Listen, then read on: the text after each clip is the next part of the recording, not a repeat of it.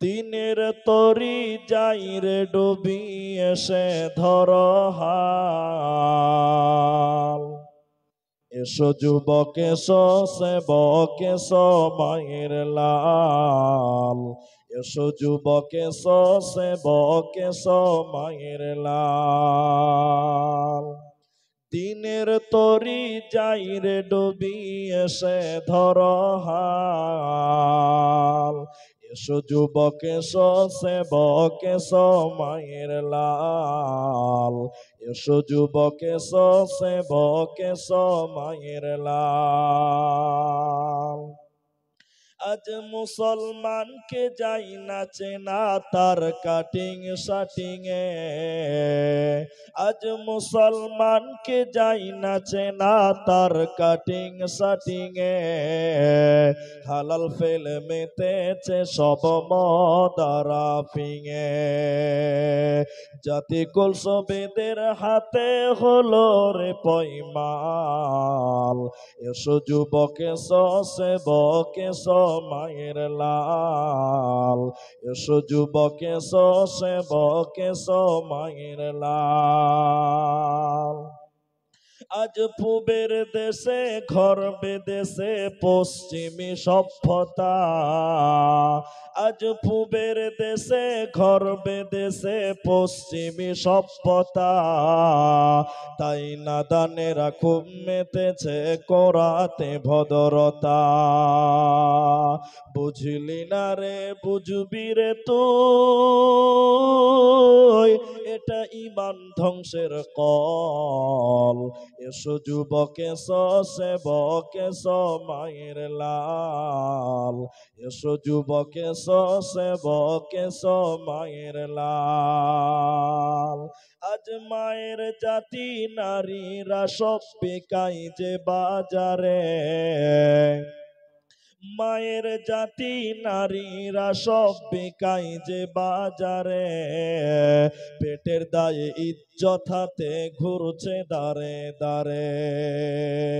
লোকে টাকার লোভ দেখিয়ে করছে না যে হাল। এসো যুবক এসো সেবক এসো মায়ের লাল। এসো যুবক এসো সেবক এসো মায়ের লাল। দিনের তরি যাই রে ডুবি এসে ধর হাল। এসো যুবক এসো সেবক এসো মায়ের লাল। এসো যুবক এসো সেবক এসো মায়ের লাল।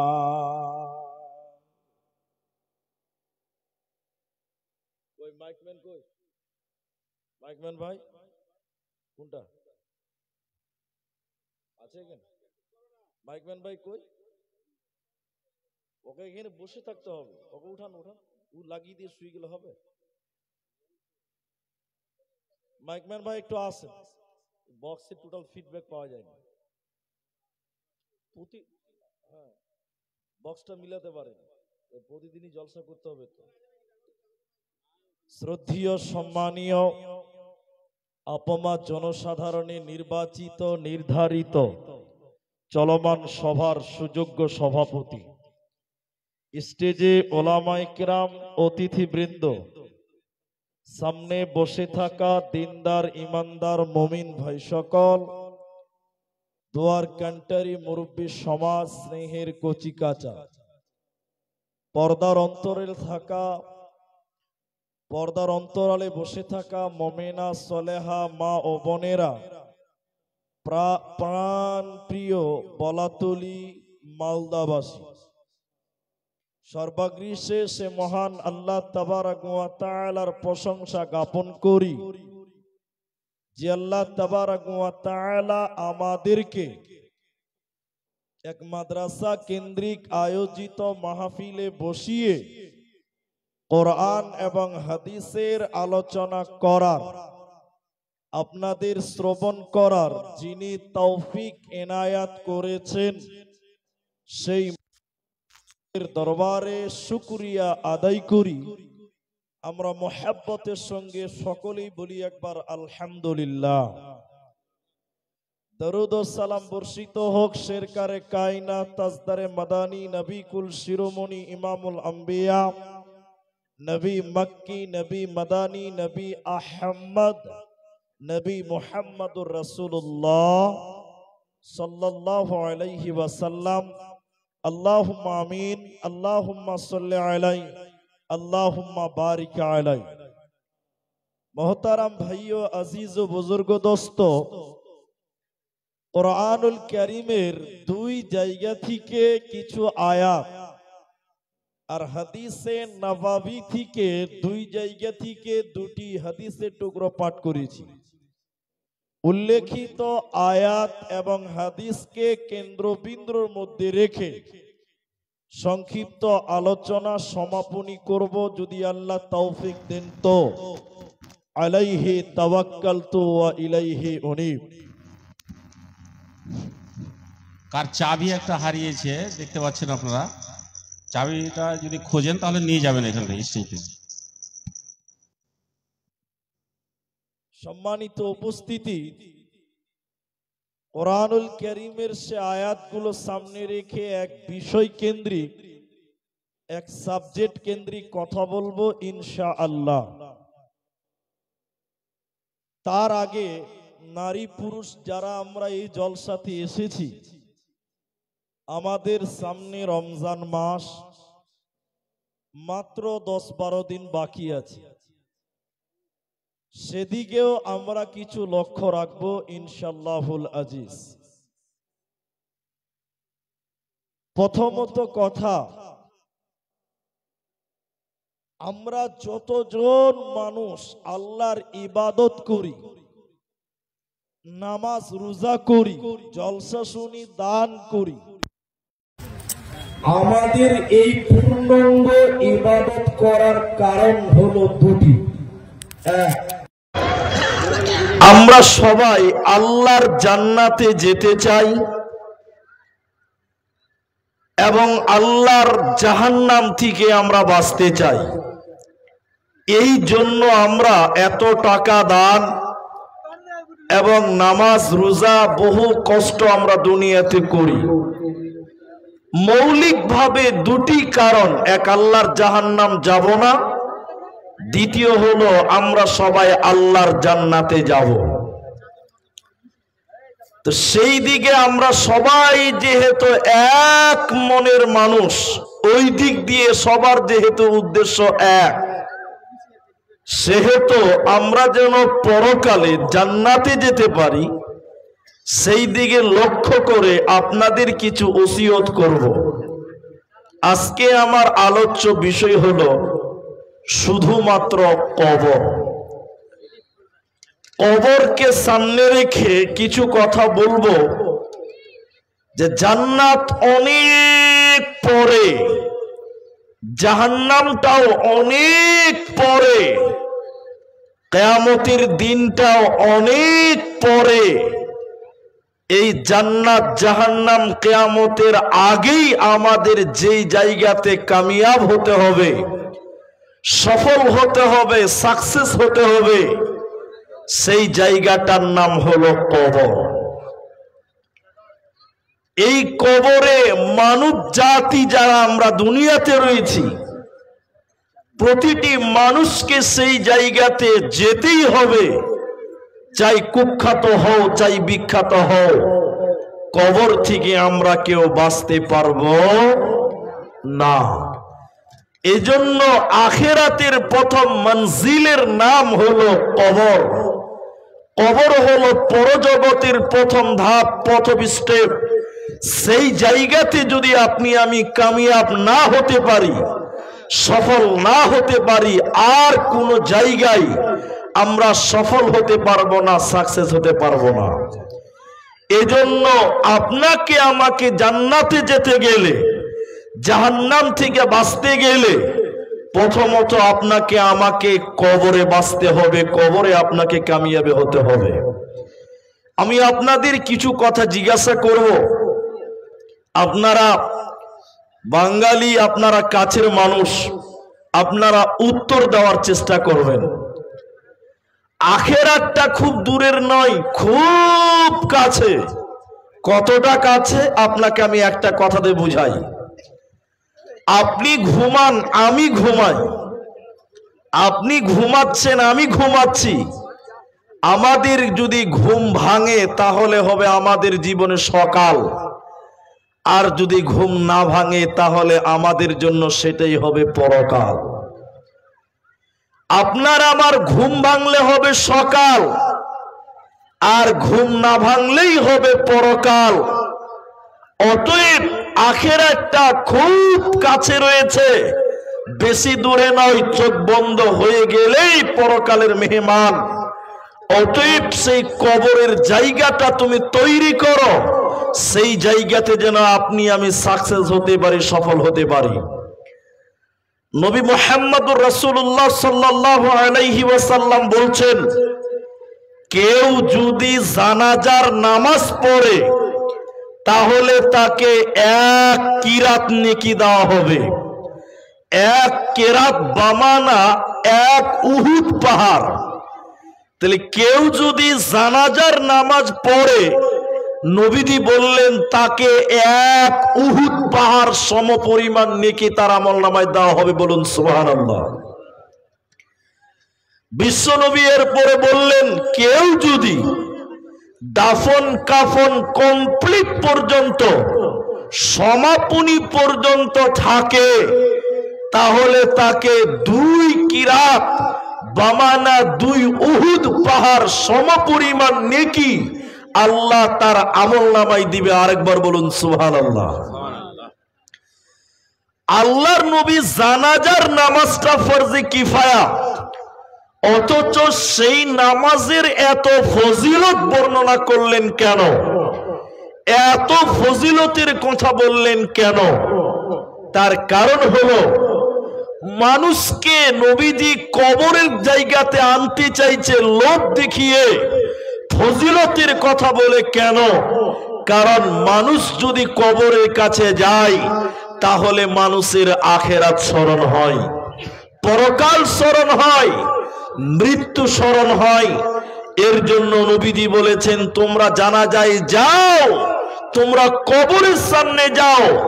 কারণ মানুষ যদি কবরের কাছে যায় তো মানুষের ভিতরে আল্লাহর ভয়, মরণ স্মরণ হয়ে যায়, গুনাহ থেকে বেঁচে যায়। এই জন্য নবীজি লোভ দিয়েছেন, লোভনীয় করেছেন, নবীজি ফজিলত বর্ণনা করেছেন। কেন? ওই জায়গাতে গেলে আপনার আমার আখিরাত স্মরণ হবে। উসমান গনি রাদিয়াল্লাহু তাআলা আনহু, তিনি খলিফা। তিনি যখন কবরের সামনে দাঁড়াতেন, তিনি যদি কবর যখন দেখতেন তখন এতটাই কাঁদতেন, কাঁদতে কাঁদতে উসমানের চোখের পানি বইয়ে বইয়ে তার দাড়ি পর্যন্ত ভিজে যেত। হযরতে উসমান এতটাই কবর দেখলে কাঁদতেন।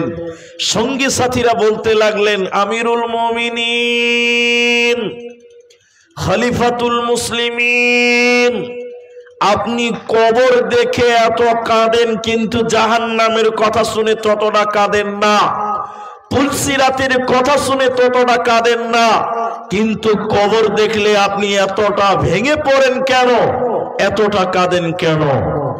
আমিরুল মুমিনিন খলিফাতুল মুসলিমিন হযরতে উসমান গনি রাদিয়াল্লাহু তাআলা আনহু বলছেন, বন্ধুরে, সঙ্গী সাথীরা, তোমরা শোনো, কিয়ামতের দিনটা অনেক পরে, জাহান্নামটাও অনেক পরে, পুলসিরাতটাও অনেক পরে। পুলসিরাতের আগে, কিয়ামতের দিনের আগে, জান্নাত জাহান্নামের আগে আমাকে কবরে পাস করতে হবে। আল্লাহর নবী বলেছেন, কবর আখিরাতের প্রথম মঞ্জিলের নাম হলো কবর। যে ব্যক্তি কবরে পাস করতে পারবে না, ওই ব্যক্তিটা কোনো জায়গাতে বাঁচতে পারবে পারবে না, ওই ব্যক্তিটা কোনো জায়গাতে সাকসেস হতে পারবে না। এজন্য আমি ওসমান যখন কবরের কাছে যাই তখন আমাকে এতটাই ভয় লাগে কবর দেখার কারণে। এই কবরে যদি আমি সঠিকভাবে কামিয়াব হতে না পারি জান্নাত যাওয়া হবে না, পাবো না। এজন্য কবর হলো আখিরাতের প্রথম মঞ্জিল। ওই কবরের জন্য তৈরি হয়ে যাও। বিশ্বনবী বলছেন কবরের ভিতরে কি আছে শুনে নাও। ইদা উসিয়াল মাইয়াতু ফিল কবরি আতাহু মালাকানি। আল্লাহর নবী বলেন যখন কোন মাইয়াতকে কবরে দাফন করা হয়, যখন কোন মানুষকে কবরে সমাধি করা হয়, দাফন কাফন করা হয়, আতাহু মালাকানি, ওই কবরে দুইজন ফেরেশতা তখন আসে। ওই দুইজন ফেরেশতা সাধারণ মানুষের মতন নয়, আপনার আমার মতন সাধারণ নয়। বিশ্বনবী বলছেন তাদের চোখগুলো নীল হবে, তাদের চোখগুলো নীল জ্বলজ্বল করবে, জ্বলতে থাকবে, দেখে এত ভয়ঙ্কর লাগবে ওদের কবর, ওদের চোখগুলো, কবরের ফেরেশতাদের চোখগুলো নীল জ্বলজ্বল করে জ্বলতে থাকবে। শুধু তাই নয়, আল্লাহর নবী বলছেন একজন থাকবে কালা, সে কানে শুনতে পাবে না। বিশ্ব নবী বলেন এরকম ভয়ঙ্কর ফেরেশতা, সাউন্ড বাড়ান, এরকম ভয়ঙ্কর ফেরেশতা আল্লাহর নবী বলছেন কবরে যখন মানুষকে দাফন করা হবে ওই সময় এই রকম ফেরেশতা এসে বলবে, তারা দুইজন একসঙ্গে এসে বলবে ফায়াকুলানি মান রব্বুকা মা দীনুকা ও মান নবিয়ুকা, বলো তোমার রব কে, বলো তোমার দ্বীন কি, আর বলো তোমার নবী কে।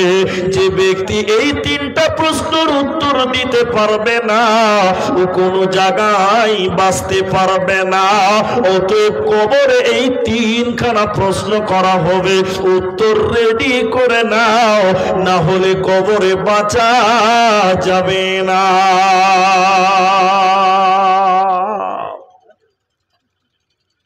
কবরে তিনখানা প্রশ্ন করা হবে। নবীজি বললেন এই তিনটা প্রশ্ন যে উত্তর দিতে পারবে না সে কোনো জায়গায় বাঁচতে পারবে না। আর যে ব্যক্তিটা এই তিনটা প্রশ্নের উত্তর দিতে পারবে, উত্তর দিতে পারবে, সব জায়গায় বেঁচে যাবে। এই ফেরেশতা এসে তোমাকে তিনটা প্রশ্ন করবে। আচ্ছা আপনারা বলুন, এদিকে তাকান, আমার দিকে তাকান, প্রশ্ন কটা? সবাই বলুন। তিনটি। আপনাদের এই প্রশ্নগুলো জানা আছে? হ্যাঁ না বলুন। মান রব্বুকা, মা দীনুকা, ওমান নবিয়ুকা। মুখস্থ আছে তো আপনাদের? মুখস্থ আছে, কিন্তু বলুন মুখস্থ দিয়ে কবরে বাঁচা যাবে? হ্যাঁ, মুখস্থ দিয়ে যদি কবরে বাঁচা যায় তাহলে এরকম মাদ্রাসার হেড মৌলবীগুলো জান্নাতি রিজার্ভেশন থাকবে, কারণ ওরা তো আগে মুখস্থ করেছে। হ্যাঁ কিনা বলুন? কবরে মুখস্থ দিয়ে কোনো লাভ হবে না। কবরে কিভাবে বাঁচবেন এই তিনটা প্রশ্নের উত্তর দিবেন। কবরে উত্তর দিতে হবে আমাল এবং ঈমান, এই দুটির বলে। মুখস্থ দিয়ে কবরে বাঁচা যাবে না। আপনারা বলাতলির মুসলমান দেখেছেন কিনা খালি হ্যাঁ না বলুন। কোনদিন কবরের সামনে আজান দিতে দেখেছেন আপনারা? দেখেননি? আমি দেখেছি। কবরের সামনে আজান দিচ্ছে, মাটি দিয়ে কমপ্লিট, তখন একজন দাঁড়িয়ে আজান দিতে লাগলো, আল্লাহু আকবার। তা আমি বললে ভাই কবরের সামনে আজান দিয়েছেন, এখানে কেউ নামাজ পড়তে আসবে? বুঝছেন না? তাহলে আজান দিয়েছেন কেন? তাহলে আমাকে বলছে আপনি বক্তা মানুষ, তাও আপনি জানেন না কেন আজান দিয়েছি? তাহলে বক্তা হলেই যে সব জানতে পারবে তা তো নয়। তা আজানটা দিয়েছেন কেন বলেন? তখন বলছে মুলি সাহেব আজান দিলে শয়তান পালায়। তো এই কথা সত্য? আজান দিলে কে পালায়? আল্লাহ নবী বলছেন আজান দিলে শয়তান পেছনের রাস্তা দিয়ে হাওয়া বের করতে করতে পালায়। বুঝতে পেরেছেন আপনারা? কথা বুঝতে পারেননি? তো আমি বললাম আজান দিলে শয়তান পালায়, এটা যেমন সত্য, আজান মানে ডাকা, নামাজের জন্য ডাকে, এটাও সত্য। তো এইখানে তুমি কি শয়তান তারবে আর কাকে ডাকলে তুমি আজান দিলে কেন বলো? তখন বলছে মুলি সাহেব আজান দিয়ে কবরের শয়তানগুলো তাড়িয়ে দিলাম, ফেরেশতাদের যখন উত্তর হবে, প্রশ্ন হবে, শয়তান যেন তাকে ডিস্টার্ব করতে না পারে। আপনি বুঝতে পেরেছেন ই কত নম্বর শয়তান? আর এক জায়গাতে দেখছি কবরে যখন মানুষকে দাফন করছে, এই তিনটা প্রশ্ন লিখে দিয়েছে, মান রব্বুকা, মা দীনুকা, ওয়া নবিয়ুকা। এই তিনটা প্রশ্নের উত্তর ওই কবরের ভিতরে ভরে দিছে। একটা বড় পাগড়ি পরে একটা হুজুর লিখে দিল, ওই হুজুরকে দিল 5000 টাকা। তখন বলা হচ্ছে যে ভাই কবরের ভিতরে এটা লিখে দিল, কি ব্যাপার? বলছে মুলি সাহেব বড় হুজুর লিখে দিয়েছে, এই কাগজ দেখে দেখে দেখে দেখে কবরে উত্তর দিয়ে দিবে। আচ্ছা আপনারা বলুন, কবরে যদি কাগজ পড়ে পড়ে উত্তর দেওয়া যায়, তাহলে নামাজ পড়ে কোনো লাভ আছে? একটু জোরে বলুন, লাভ হবে? তাহলে এত কষ্ট করে কি লাভ? যখন আমার বাপ মরবে, বড় হুজুরকে 5000 কেনা 50,000 টাকা দিয়ে বলবে লিখে দেন আমার বাপ যেন কবরে বেঁচে যায়, তাহলে নামাজ পড়ে কোনো লাভ হবে না। আসলে কবরে কোনোদিন লিখে আজান দিয়ে মুখস্থ করে কোনো লাভ হবে না। এখন যদি বলেন মুলি সাহেব এই তিনটা তো আমার মুখস্থ করা আছে, কবরে মুখস্থ দিয়েও হবে না। নবীজি বললেন শোনো, আতাহু মালাকানি, দুটি ফেরেশতা এসে বলবে বলো তোমার রব কি, বলো তোমার দিন কি, আর বলো তোমার নবী কে। এই তিনটে উত্তরের ভিতরে টোটাল ঈমানটা দাঁড়িয়ে আছে, এই তিনটা উত্তরের ভিতরে পুরো আমলগুলো দাঁড়িয়ে আছে। অতএব এই তিনটা মুখস্থ করলেও হবে না, এই তিনটা যদি আপনি মুখস্থ করলেন চলবে না, কবরের ভিতরে যদি লিখে উত্তর নিয়ে জানো হবে না। অতএব কবরে বাঁচবেন কেমন করে? ঈমান আর আমালের বলে আপনাকে বাঁচতে হবে, মুখস্থ দিয়ে কাগজে লিখে কোনো লাভ হবে না। এই গ্রামের একটা ছেলে কলকাতাতে পড়ে, খুব শিক্ষিত ছেলে, ল পড়ছে, আইন। তোর বাপ বেঁচে নাই, মা বেঁচে আছে। মা সেই বহুত পুরাতন জামানার মেয়ে, মা আলেমা নয়, হাফেজা নয়, কোন মুলবি সাহেবের বেটিও নয়, কিন্তু মা কিচ্ছু বুঝে না কোরআন হাদিস, কিন্তু মা শুধু বুঝে কবর। শুধু কি বুঝে বলুন একবার? কবর। ছেলে কলকাতা থেকে বলা তুলিতে এসছে, নাস্তিক, নামাজ পড়ে না। তো ছেলে দুপুরবেলা ভাত খেতে যেছে, তো মা বলছে বেটা জোহরের নামাজ পড়লা? তখন ছেলে বলছে মা নামাজ পড়ি কি হবে? তখন মা বলছে বেটা কবরে কি উত্তর দিবে? মানে ওর মা কবর ছাড়া কিছু বুঝে না। আবার রাতে ভাত খেতে গেছে, তো মা বলছে বেটা এশারের নামাজ পড়লি? তো বলছে মা এশারের নামাজ পড়ে কি হবে? বলে কবরে কি উত্তর দিবি? মানে ওর মা কবর ছাড়া আর কিছু বুঝে না। ছেলে শিক্ষিত ছেলে, থাকতে না পেরে, মায়ের ঘেনার ঘেনা সহ্য করতে না পেরে সন্ধ্যাবেলা খাতা কলম নিয়ে মসজিদে মুলবি সাহেবের কাছে চলে গেছে। মুলবি সাহেব, আপনারা তো মানুষকে জান্নাত জাহান্নাম কবর পুলসিরাত বলে মানুষের বিবেককে শেষ করে দিয়েছেন, আমার মা খালি কবর কবর কবর করছে। মুলি সাহেব জানলাতে মুখ পার করে বলছে ওরে সর্বনাশ, গ্রামের শয়তানটা মসজিদে কি ব্যাপার? তখন মুলি সাহেব বলছে বলেন কি হয়েছে বলো? বলছে আমার মা খালি কবর কবর কবর বলছে। আচ্ছা কবরে কি প্রশ্ন করা হবে, উত্তরটা বলুন দেখি, আমি একটু লিখবো। তখন মুলি সাহেব বলছে ইদা উজিয়াল মাইয়িতু ফিল কবরে, মাইয়াতকে যখন কবরে রাখা হবে, দুইটি ফেরেশতা আসবে, তিনটা প্রশ্ন করবে। বলে কি প্রশ্ন বলুন? বলে মান রব্বুকা, কাগজে লিখে নিল মান রব্বুকা। দ্বিতীয় নম্বর মা দীনুকা, 3 নম্বর ওমান নবিয়ুকা। বলে উত্তর কি হবে? রব্বি আল্লাহ, দীনুল ইসলাম, নবী মুহাম্মদুর রাসূলুল্লাহ সাল্লাল্লাহু আলাইহি ওয়াসাল্লাম। এই তিনটা প্রশ্নের উত্তর লিখে নিয়েছে, মাগরিবের সময় লিখেছে, সারা রাত আর ঘুমাই নাই, এই তিনটে প্রশ্ন সারা রাত মুখস্থ করেছে। আচ্ছা ভাই, এই তিনটা প্রশ্ন যদি সারা রাত মুখস্থ করে, মুখস্থর পাওয়ার কত হবে? ওকে যে রাত 3টার সময় বলা হয়, এই বল কি উত্তর দিবি কবরে, ঘুমের ঘরে ঘরেই বলতে পারবে। পারবে কি পারবে না? এটা হ্যাঁ না বলুন, পারবে কি পারবে না? সারা রাত মুখস্থ করেছি তিনটা প্রশ্ন। সকালবেলায় 8টার সময় ঘুম থেকে উঠে মাকে বলছে, মা চা দাও। তো মা যখন নাস্তা দিছে গরম গরম, মা তখন বলছে, বেটা ফজরের নামাজ পড়লি বাপ? তখন ছেলে বলছে, মা নামাজ পড়ে কি হবে? বলে, বেটা কবরে কি উত্তর দিবি? বলে, মা তুমি শুনে নাও কি উত্তর দিবি। নবীজি বলেছেন, কবরে দুটি ফেরেশতা আসবে, তিনটা প্রশ্ন করবে। মান রব্বুকা, বলবো রব্বি আল্লাহ। বলবে মা দিনুকা, বলবো দিনুল ইসলাম। বলবে তোমার নবী কে? বলবো নবী মুহাম্মদুর রাসূলুল্লাহ সাল্লাল্লাহু আলাইহি সাল্লাম। ছেলে এবার কোমর সোজা করে বলছে, মা তোর মুখস্থ আছে তো? আমি তো মুখস্থ করেছি, তোর মুখস্থ আছে তো? মা খালি এরকম শুকনো ঢুকিলে বলছে, সর্বনাশ, ছেলে তো হাফেজ হয়ে গেছে। কি হয়েছে বলুন আপনারা? ছেলে তো হাফেজ হয়ে গেছে। এই ছেলেকে এখন মা কি করে বুঝাবে, রে বাবা কবরে মুখস্থ কাজ হবে না। তার মা, এর নাম মা।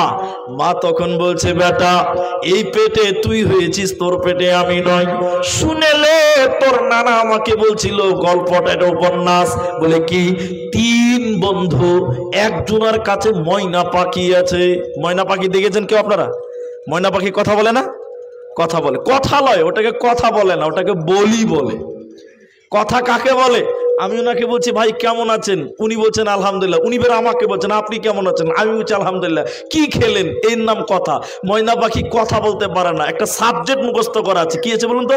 বাড়ি গেটে দাঁড়িয়েছে, আপনি যাবেন, বলবে আসসালামু আলাইকুম, কেমন আছে? ওকে বলুন ওয়ালাইকুম সালাম, ভালো আছি, তুই কেমন আছিস, তোর বাপ কেমন আছে? বলতে পারবে? বলেন পারবে না, ওর দম আটকে যাবে, পারবে না।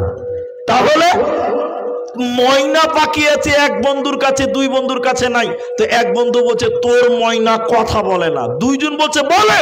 বলছে না বলে না। বলে বলে? বলে না বলে না। বলে চ প্রমাণ করব। যে বলছে বলে না, ও একটা বিড়াল, ওর গলাকে মুটকিয়ে রাগিয়ে বেগে ভরে নিয়ে চলে গেছে। একজন যে বলছে, ময়না তখন বলছে, আসসালামু আলাইকুম, কেমন আছেন? বলে ঠিকই তো কথা বলছে, এই কথা তো ঠিকই বলছে। বলছে দেখছি, থাম। আরেকজন এসে বলছে, ময়না বলছে, আসসালামু আলাইকুম, কেমন আছেন? ঠিকই তো কথা বলছে রে। যে বলছে কথা বলে না, ও যে আগে ময়না পাখির সামনে বিড়ালটা বের করে দিয়েছে। আচ্ছা আপনারা বলুন, ময়না যদি বিড়াল দেখে তার অবস্থা কেমন হবে? খাঁচার ভিতরে ছটপট করবে। ময়না পাখির সামনে যে বিড়াল দেখিয়েছে, বিড়াল দেখে ময়না পাখি ছটপট করতে লাগলো। সালাম ভুলে গেল, সালাম দিল না। মা বলছে, বেটা রে, ময়না পাখি তার মুখস্থ বিদ্যা সালাম ভুললো কেন? বেটা বলছে, মা বিড়াল দেখেছে তার কারণে। মা বলছে, বেটা দুনিয়াতে যতই কবরের প্রশ্ন মুখস্থ করো না কেন, যখন কবরের ভিতরে মুনকার নাকির অন্ধ ফেরেশতা দেখবি, নীল রঙের ফেরেশতা দেখবি, বেটা রে তোর জীবনের সমস্ত মুখস্থ সেদিন ভুলে যাবে, মুখস্থ সেদিন কাজে লাগবে না। অতএব কবরে মুখস্থ করে গিয়েও কোনো লাভ হবে না। আমাল আর ইমানের জোরে কবরে বাঁচতে হবে। অতএব আখিরাতের প্রথম মঞ্জিল হলো কবর। ওই জায়গার জন্য রেডি হয়ে যা।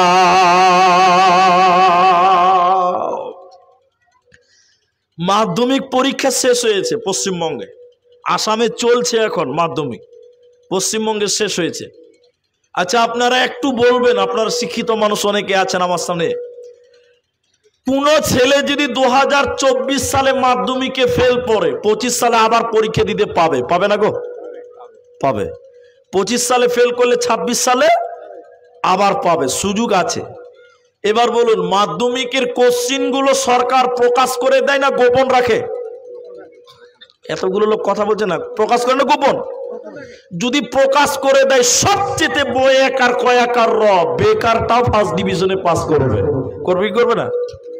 তাহলে মাধ্যমিকের কোশ্চিনগুলো গোপন, কিন্তু একবার ফেল করলে বার সুযোগ পাবে, পাবে না?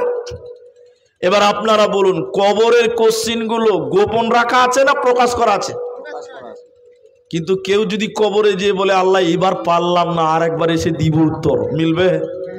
বলুন, সবাই বলুন, মিলবে গো? কবরে এক চান্সে পাস করতে হবে, কবরে দ্বিতীয় চান্স বলে কোনো অপশন পাওয়া যাবে না। তাহলে প্রথম প্রশ্ন, তোমার রব কে?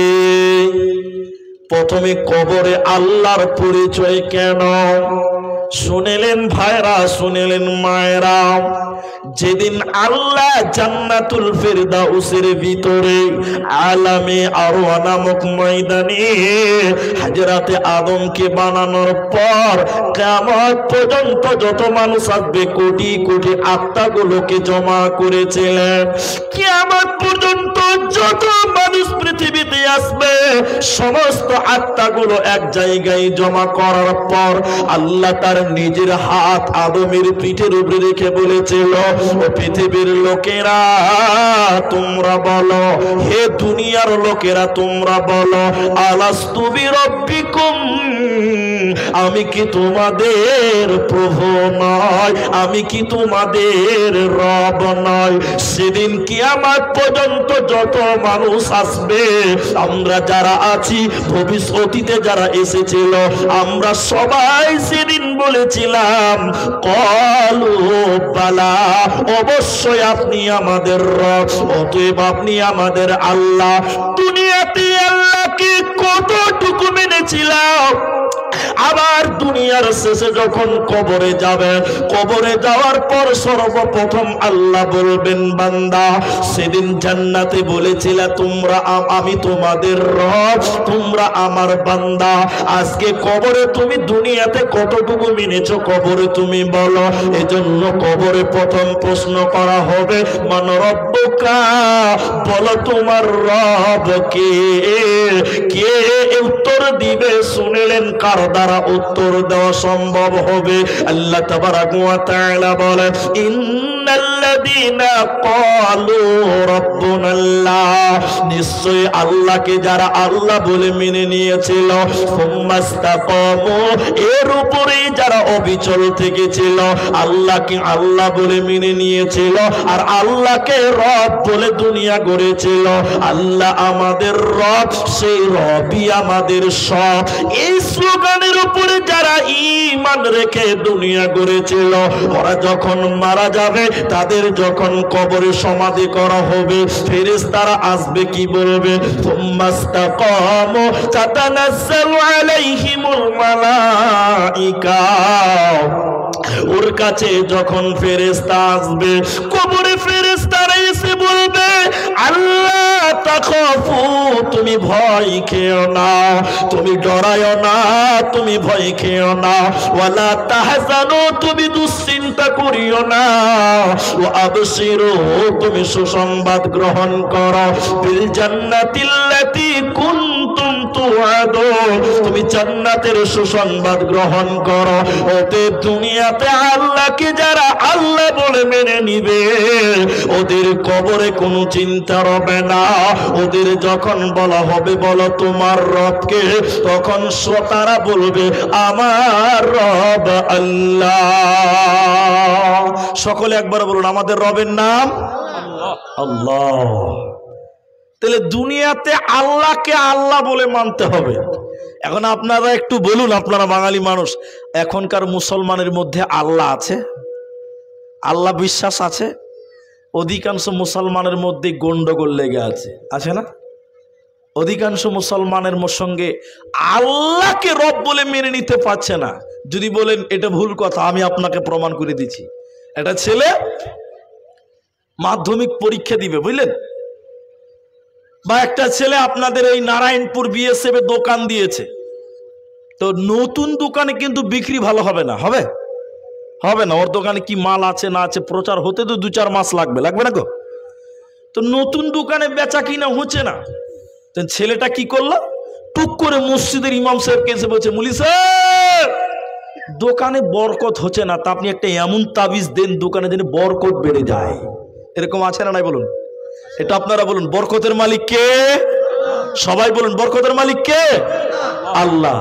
তাহলে আল্লাহ বাদ দিয়ে যদি অন্য কারো কাছে বরকত চাইতে যান, তাহলে আল্লাহকে রব বলে মানা হলো? বলো হলো? হলো না। সমাজের সব স্তরে মিলিয়ে নেবেন। এখন আমরা আমাদের আল্লাহর উপরে অবিচল থাকতে পারলাম না, রবের প্রতি অবিচল থাকতে পারলাম না। না থাকার কারণে আমরা উদাসীনতার জীবন গড়ি, আর মরার পর কবরও আমাদের বিপদ হয়ে যাবে। একটা ছেলে মেট্রিক পরীক্ষা দিবে, বুঝলেন, মাধ্যমিক পরীক্ষা দিবে, হেড মুলবি সাহেবের কাছে এসে, মাদ্রাসার হেড মাওলানা এসে বলছে, মুলি সাহেব একটা তাবিজ দেন, পরীক্ষাতে যেন ভালো নাম্বার হয়।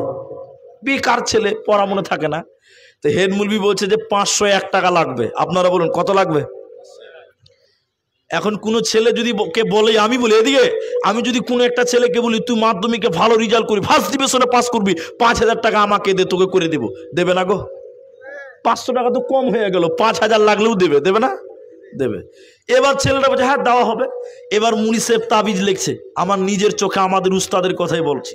তাবিজ লেখার পর ওই ছেলেটার সামনে বসে আছে, আর ওখানে তাবিজ লিখছে। কি যে লিখছে তার আল্লাহ মাহবুব জানে। লেখার পর তাবিজটাকে এবার ঝাড়ছে, এত জোরে জোরে ফু দিচ্ছে, আমার মনে হয়েছে যে ইংরেজিতে দোয়া পড়ছে। আরবিতে দোয়া বললে তো এত জোরে ফু দিবে না। তাবিজটা এখানে বানলো, বানার পরে বলছে যে বাবা তুমি 501 টাকা দাও। দিল, দে বলছে বাবা তুমি একটু রাত জেগে মন দিয়ে পড়াশোনা করবা, তোমার পড়াশোনা ভালো হবে, মাধ্যমিকের রেজাল্ট ভালো হবে। আচ্ছা আপনারা বলুন, কেউ যদি রাত জেগে মন দিয়ে পড়াশোনা করে, ওর পড়া মনে রাখার জন্য আবার তাবিজ লাগবে? বলুন, এমনিতেই হবে, কথা বলে না? কেউ যদি রাত জেগে মন দিয়ে পড়াশোনা করে, ওর পড়া মনে রাখার জন্য আর তাবিজ লাগবে গো? এমনিতেই মনে থাকবে। ও খেপা তাবিজ নিয়ে রাত দিন সমান করে পড়লো, মাধ্যমিকে একদম ফার্স্ট ডিভিশনে পাস করে নিয়েছে। গোটা দুনিয়ার লোককে বলা হচ্ছে যে হেড মুলবি তাবিজের কি পাওয়ার, ফার্স্ট ডিভিশনে পাস। আচ্ছা আপনারা বলুন, এটা কি তাবিজের ফল না মেহনতের ফল? এরা এতটি লোক কথা বলে না, তাবিজের ফল না মেহনতের ফল? মেহনতের ফল। তাহলে আল্লাহকে তুমি চাইতে পারো, দেনেওয়ালা কে? সবাই বলুন আল্লাহ। তাহলে আল্লাহ ছাড়া যদি তুমি তাবিজের উপরে ভরসা করো, তাহলে আল্লাহকে আল্লাহ বলে মানা হলো? হলো না। তাহলে কবরে কে বলবে আমার রব আল্লাহ? যারা আল্লাহর উপরে অবিচল ছিল, আল্লাহকে অস্বীকার করে নাই, শিরকের মতন গুনাহ করে নাই, এরা কবরে যখন যাবে, ফেরেশতা এসে বলবে আল্লাহ তাখাফু, তুমি ভয় খেও না, ওয়ালা তাহজানু, তুমি দুশ্চিন্তাও করিও না। ওতে মুসলমান, আল্লাহকে রব বলে মেনে নাও। দ্বিতীয় নম্বর প্রশ্ন কি? মা দিনুকা। এই দিন প্রশ্নটা রেখে দিয়ে 3 নাম্বারটা বলছে শুনেন, দ্বিতীয়টা পেন্ডিং রাখেন, 3 নাম্বারটা শুনেন। 3 নম্বর নবীজি বলছেন, কবরে ফেরেশতারা বলবে ওমান নবিয়ুকা, বলো তোমার নবী কে? কবরে নবীর ব্যাপারে বারবার জিজ্ঞাসা করা হবে, রসুলের ব্যাপারে। মুসলমান নারী পুরুষ শুনেলে আল্লাহ এই হাদিসটা বোঝার আগে বলে দে, একটা ছবি দেখানো হবে, যতবার ছবির কথা বলবো নবীজির ছবি থাকবে, ওইটা মনে করবেন। হযরতে আনাস রাদিয়াল্লাহু তাআলা আনহু বলেন, যখন কোন মাইয়াতকে সমাধি করা হবে, ওই মাইয়াত যদি মুমিন হয়, ওই মুমিন মাইয়াতের সামনে নবীজির ছবি দেখানো হবে। ছবি দেখানোর পর বলা হবে মান হাজার রাজুলুন, তোমরা বলো এই ব্যক্তিটাকে। হে মুমিন তুমি বলো ইনি কে? নবীজির ছবি দেখানো হবে আর বলা হবে তুমি বলো ইনি কে? মুমিন বলবেন ইনি হলেন আল্লাহর নবী এবং তার বান্দা। ফেরেশতারা তখন বলবে দেখো, ফেরেশতারা বলবে দেখো, ওই যে জাহান্নাম দাও দাও দাও দাও করে জ্বলছে, জাহান্নাম দাও দাও দাও দাও করে জ্বলছে। এবার জাহান্নামকে সরিয়ে দিয়ে ওই জায়গাতে জান্নাত পেশ করা হবে এবং ফেরেশতারা বলবে আল্লাহর বান্দা, তোমার জন্য জাহান্নাম ছিল, যখন তুমি নবীজির পরিচয় দিলে শুনে নাও, যখন তুমি রাসূলের পরিচয় দিয়েছ, আল্লাহ তোমার জাহান্নামে পরিবর্তন করে তোমার জন্য জান্নাতের ব্যবস্থা ব্যবস্থা করেছে, এটাই হলো তোমার জান্নাত। অতএব কবরে যদি নবীর পরিচয় বলতে পারা যায়, কবরে যদি নবীর পরিচয় দেওয়া যায়, কবরে আল্লাহ আপনাকে জান্নাত দেখাবে, কোনো চিন্তা হবে না। কিন্তু নবীজি বললেন, লোকটা যদি মুনাফিক হয়, লোকটা যদি বেনামাজি হয়, ওই মানুষটা যদি মুশরিক হয়, মুনাফিক হয়, ওই মুনাফিক মুশরিক লোকটার কবরে ফেরেশতা এসে বলবে, বলো এই লোকটাকে। নবীজির পরিচয় জিজ্ঞাসা করবেন, নবীজির ছবি দেখিয়ে বলবে, বলো ওরে মুনাফিক, ওরে কাফের, ওরে মুজরিম তুমি বলো। মান হাজার রাজুলুন, এই ব্যক্তিটাকে তুমি বলো। মুনাফিক কাফের তখন বলবে, লা আদরি, আমি জানি না। মুনাফিক কাফের বলবেন, লা আদরি, আমি জানি না। নবীজির পরিচয় জানা নাই। লোকেরা যেরকম ধারণা করতো আমরাও সেরকম ধারণা করতাম। মায়েরা আমার, মুনাফিক এবং কাফেরকে ফেরেশতারা বলবে, তুমি তো পাগল ছিলে না, দুনিয়া বুঝেছিলা, সংসার বুঝেছিলা, রাজনীতি বুঝেছিলা, তাহলে তোমার বিবেক ছিল, বিবেক দিয়ে কেন নবীজির পরিচয় জোগাড় করতে পারো না? আল্লাহর কিতাব থেকে কেন নবীজির পরিচয় জোগাড় করতে পারলে না? কোরআন থেকে কেন নবীজির পরিচয় জোগাড় করতে পারলে না? ফেরেশতারা ওই মুনাফিক কাফের বেনামাজিকে তখন কি করবে? লোহার হাতুড়ি নিবে, লোহার ডান্ডা নিবে, লোহার হাতুড়ি দিয়ে ওই বেনামাজি কাফের মুনাফিকের মাথায় লোহার হাতুড়ি দিয়ে মারবে। এত জোরে লোহার হাতুড়ি দিয়ে মারবে কবরে, এত জোরে কবরে লোহার হাতুড়ি দিয়ে মারবে।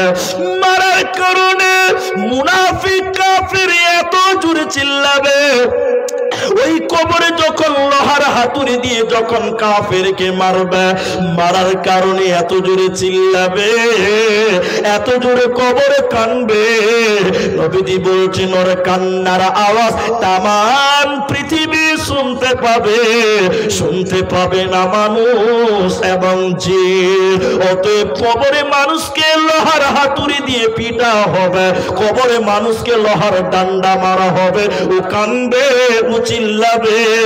অতএব কবরে কঠিন শাস্তি দেওয়া হবে, কবরে কঠিন আযাব দেওয়া হবে।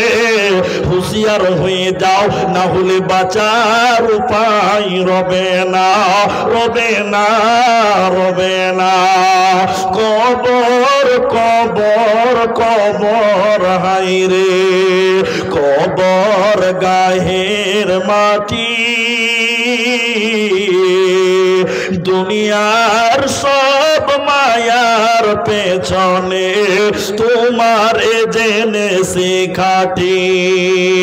কবর কবর কবর, হায় রে কবর গাহের খার। না জানি কখন আসিয়া যাবে, হায় সেও জানা দেশের ডাক। একটি সকাল একটি বিকাল, কাটেনি যাদের সারা, ভাবিতে পারিনি কেমনেতে হায় পর হয়ে যাবে আজ তারা। তেমনি একাই কি আসিল ভবে, একাই কি যাব বিদায় কালে। পথের সাথী কোথায় গো পাব? কবর কবর কবর, হায় রে কবর গায়ের মাটি। দুনিয়ার সব মায়ার পেছনে তোমার জেনেছি খাটি। অতএব কবরে মানুষকে শাস্তি দেওয়া হয়, কবরে মানুষকে আযাব দেওয়া হবে। শুনেন, নবীজি কোন একদিন নাজ্জার গোত্রের বাগান দিয়ে অতিক্রম করছিলেন। নবীজি কোন এক গোত্রের বাগান দিয়ে যাচ্ছিলেন, গাধার উপরে উঠে যাচ্ছিলেন, নবীজি গাধার উপরে বসেছিল খচ্চর উপরে। যেতে যেতে বাগানের কোনো এক জায়গাতে 4-5টা কবর, নবীজি কবর দেখতে পেলেন। ওই কবরের উপরে কবর দেখতে পাওয়ার পর নবীজি গাধার পিঠের উপরে বসেছিলেন। গাধাটা এত জোরে লাফাতে লাগলেন, গাধাটা এত জোরে লাফাতে লাগলেন, নবীজি বলছেন আমার মনে হলো গাধা আমাকে তার পিঠ থেকে ফেলে দিবে। আমি দাঁড়ালাম, নেমে গেলাম, নেমে দেখলাম 5টা-6টা কবর। আমি স্থানীয় লোকদেরকে, সঙ্গীদেরকে বললাম, তোমরা কি জানো এই কবরগুলো কাদের? তোমরা কি বলতে পারবে এই কবরগুলো কাদের? তখন সঙ্গী সাথীরা বললেন, হুজুর এই কবরগুলো তাদের যারা দুনিয়াতে ছিল মুশরিক, মুশরিক অবস্থায় তারা মারা গেছে। নবী গো, এগুলো মুশরিকদের কবর। নবীজি কি বলছেন মা বোন শোনেন। নবীজি বললেন, আমি নবী, আল্লাহ আমাকে জানাই তোমরা জানো না। কবরে মানুষকে কঠিন পরীক্ষা দিতে হয়, কঠিন বিপদে ফেলা হয়, কবরে কঠিন শাস্তি দেওয়া হয়। আমি নবী আল্লাহকে বলে দিতাম, আল্লাহ তুমি আমার উম্মতকে কবরের আযাব শুনিয়ে দাও। আমি নবী আমার আল্লাহকে বলে দিতাম, আল্লাহ তুমি আমার উম্মতকে কবরের আযাব শুনিয়ে দাও। আমি আল্লাহকে এই কথাটা বলছি না কেন? মানুষ যদি কবরের আযাব শুনতে পায়, মানুষ যদি কবরের আযাব দেখতে পায়, মানুষ যদি কবরের আযাব শুনতে পায়, কেউ তার নিজের বাবাকে কবরে নামাবে না। মানুষেরা কবরটা ছেড়ে দিবে ভয়ের কারণে। এজন্য আমি নবী আল্লাহকে বলি না, না হলে আল্লাহকে বলতাম, আল্লাহ গো আমার উম্মতদেরকে কবরের আযাবটা দেখিয়ে দিন, শুনিয়ে দিন। কিন্তু মানুষেরা ভয় পেয়ে যাবে, মানুষেরা তার মাকে কবর দিবে না, কেউ তার বাবাকে কবর দিবে না। এই জন্য দোয়াটা করছি না। নবীজি বললেন, সাহাবীরা তোমরা আল্লাহর কাছে দোয়া করো, আল্লাহ তোমাদের যেন কবরের আযাব থেকে মুক্তি করে দেয়। সাহাবীরা বলতে লাগলেন, আল্লাহ তুমি আমাদের কবরের আযাব থেকে মুক্তি করে দাও। নবীজি বললেন, তোমরা জাহান্নাম থেকে আশ্রয় চাও। সাহাবীরা বলতে লাগলেন, আল্লাহ তুমি আমাদের জাহান্নাম থেকে আশ্রয় দাও, দুনিয়ার ফিতনা থেকে তুমি আমাদের আশ্রয় দাও। নবীজি এরপরে কন্দনরত অবস্থায় বললেন, শোনো, কবরে মানুষকে কঠিন আযাব দেওয়া হবে, কঠিন শাস্তি দেওয়া হবে, আর কবরে মানুষকে কঠিন বিপদে ফেলা হবে। ওতে কবরের আযাব থেকে তোমরা মুক্তি চাও। আল্লাহর নবী নামাজ পড়তেন আর তিনি কবরের আযাব থেকে মুক্তি চাইতেন। ওতে কবরে কঠিন আযাব দেওয়া হয়। কেন আযাব হয়? মৌলিক অনেকগুলো কারণের ভিতরে মৌলিক ভাবে 3টা কারণ আছে। তার একটা হলো, যদি এই 3টে প্রশ্নের একটা নবীর পরিচয় দিতে না পারেন। অন্য জায়গায় হযরত আবু হুরায়রা বললেন, কি বলছেন? হযরত আবু হুরায়রা রাদিয়াল্লাহু আনহু বলেন, কোন মুমিন যখন কবরে রাখা হয় তাকে ফেরেশতারা এসে বললেন, ইনিকে তুমি বলো, মানে নবীজির কথা বলা হচ্ছে। তিনি বলবেন, ইনি আল্লাহর বান্দা এবং তার রাসূল। আল্লাহর ফেরেশতারা তখন আল্লাহকে বলবেন এবং আল্লাহ তখন কবরটাকে প্রশস্ত করবেন। ওই মাইয়াতের কবরখানা 70 হাত প্রশস্ত করে দিবে, 70 হাত চওড়া হয়ে যাবে। শুধু তাই নয়, যদি লোকটা নবীজির পরিচয় দিতে না পারে, যদি লোকটা কাফের হয়, আল্লাহর ফেরেশতারা আল্লাহকে বলবেন, আল্লাহ এবার মাটিকে বলবে, যে মাটির উপরে আল্লাহকে মানে নাই, নবীজিকে মানে নাই, ওই মাটিকে আল্লাহ বলবে, মাটি রে তুমি প্রতিশোধ নিয়ে নাও, বদলা নিয়ে নাও। কবরের ডান দিকে মাটি, বাম দিকে মাটি, উপরেও মাটি, নিচেও মাটি, চতুর্দিকের মাটি এসে কবরকে পিছিয়ে দিবে। নবীজি বললেন তার ডান দিকের হাড্ডিগুলো বাঁ দিকে ঢুকে যাবে, আর বাঁ দিকের হাড্ডিগুলো ডান দিকে ঢুকে যাবে। অতএব যদি কবরে রসুলের পরিচয় দিতে না পারা যায়, কবরে কঠিন শাস্তি দিবে, কবরে কঠিন আযাব হবে। অতএব রসুলের পরিচয় নিয়ে নাও। এজন্য কবরে 3 নম্বর প্রশ্ন করা হবে, ওমান নবিয়ুকা, তোমার নবীকে তুমি বলো। অতএব রসুলের প্রেমে দুনিয়া গড়ো, মরার পর কবরে আল্লাহর জান্নাতের মেহমান হবেন, কবরের শাস্তি থেকে বেঁচে যাবে। অতএব রসুলের প্রেমে দুনিয়া গড়ো। আরে দয়ালো নবী প্রেমের ছবি আর আসবে না জগতে।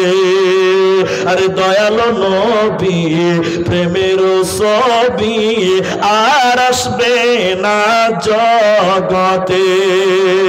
63 সাল জিন্দেগি কান্দে বলে উম্মতি, 63 সাল জিন্দেগি কান্দে বলে উম্মতি, এখনো আছে শুয়ে মদিনাতে। হায়রে দয়ালো নবী প্রেমের ছবি আর আসবে না জগতে। হায়রে দয়ালো নবী প্রেমের ছবি আর আসবে না জগতে। হাসর দিনে উম্মত বিনে, হাসর দিনে উম্মত বিনে যাবে না নবীজি জান্নাতে। হায়রে দয়ালো নবী প্রেমের ছবি আর আসবে না জগতে। অতএব সে কবর, অতএব বন্ধুরে নবীজির পরিচয় যদি কবরে না দেওয়া যায়, কবরে বাঁচার উপায় রবে না। এই জন্য কবরে বারবার প্রশ্ন আসবে, মান হাজা রাজুলুন, এই ব্যক্তিটাকে নবীজির পরিচয়টা জিজ্ঞাসা করা হবে। তাহলে 2টি প্রশ্ন হলো।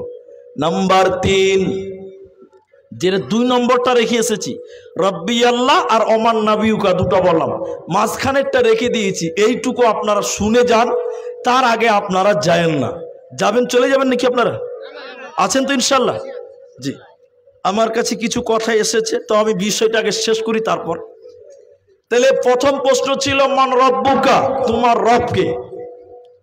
দ্বিতীয় প্রশ্ন হলো মা দিনুকা, এই দিনটা রেখে এসেছে। এদিকে তাকান, দিন কাকে বলে 1 মিনিটে আপনি বুঝতে পারবেন।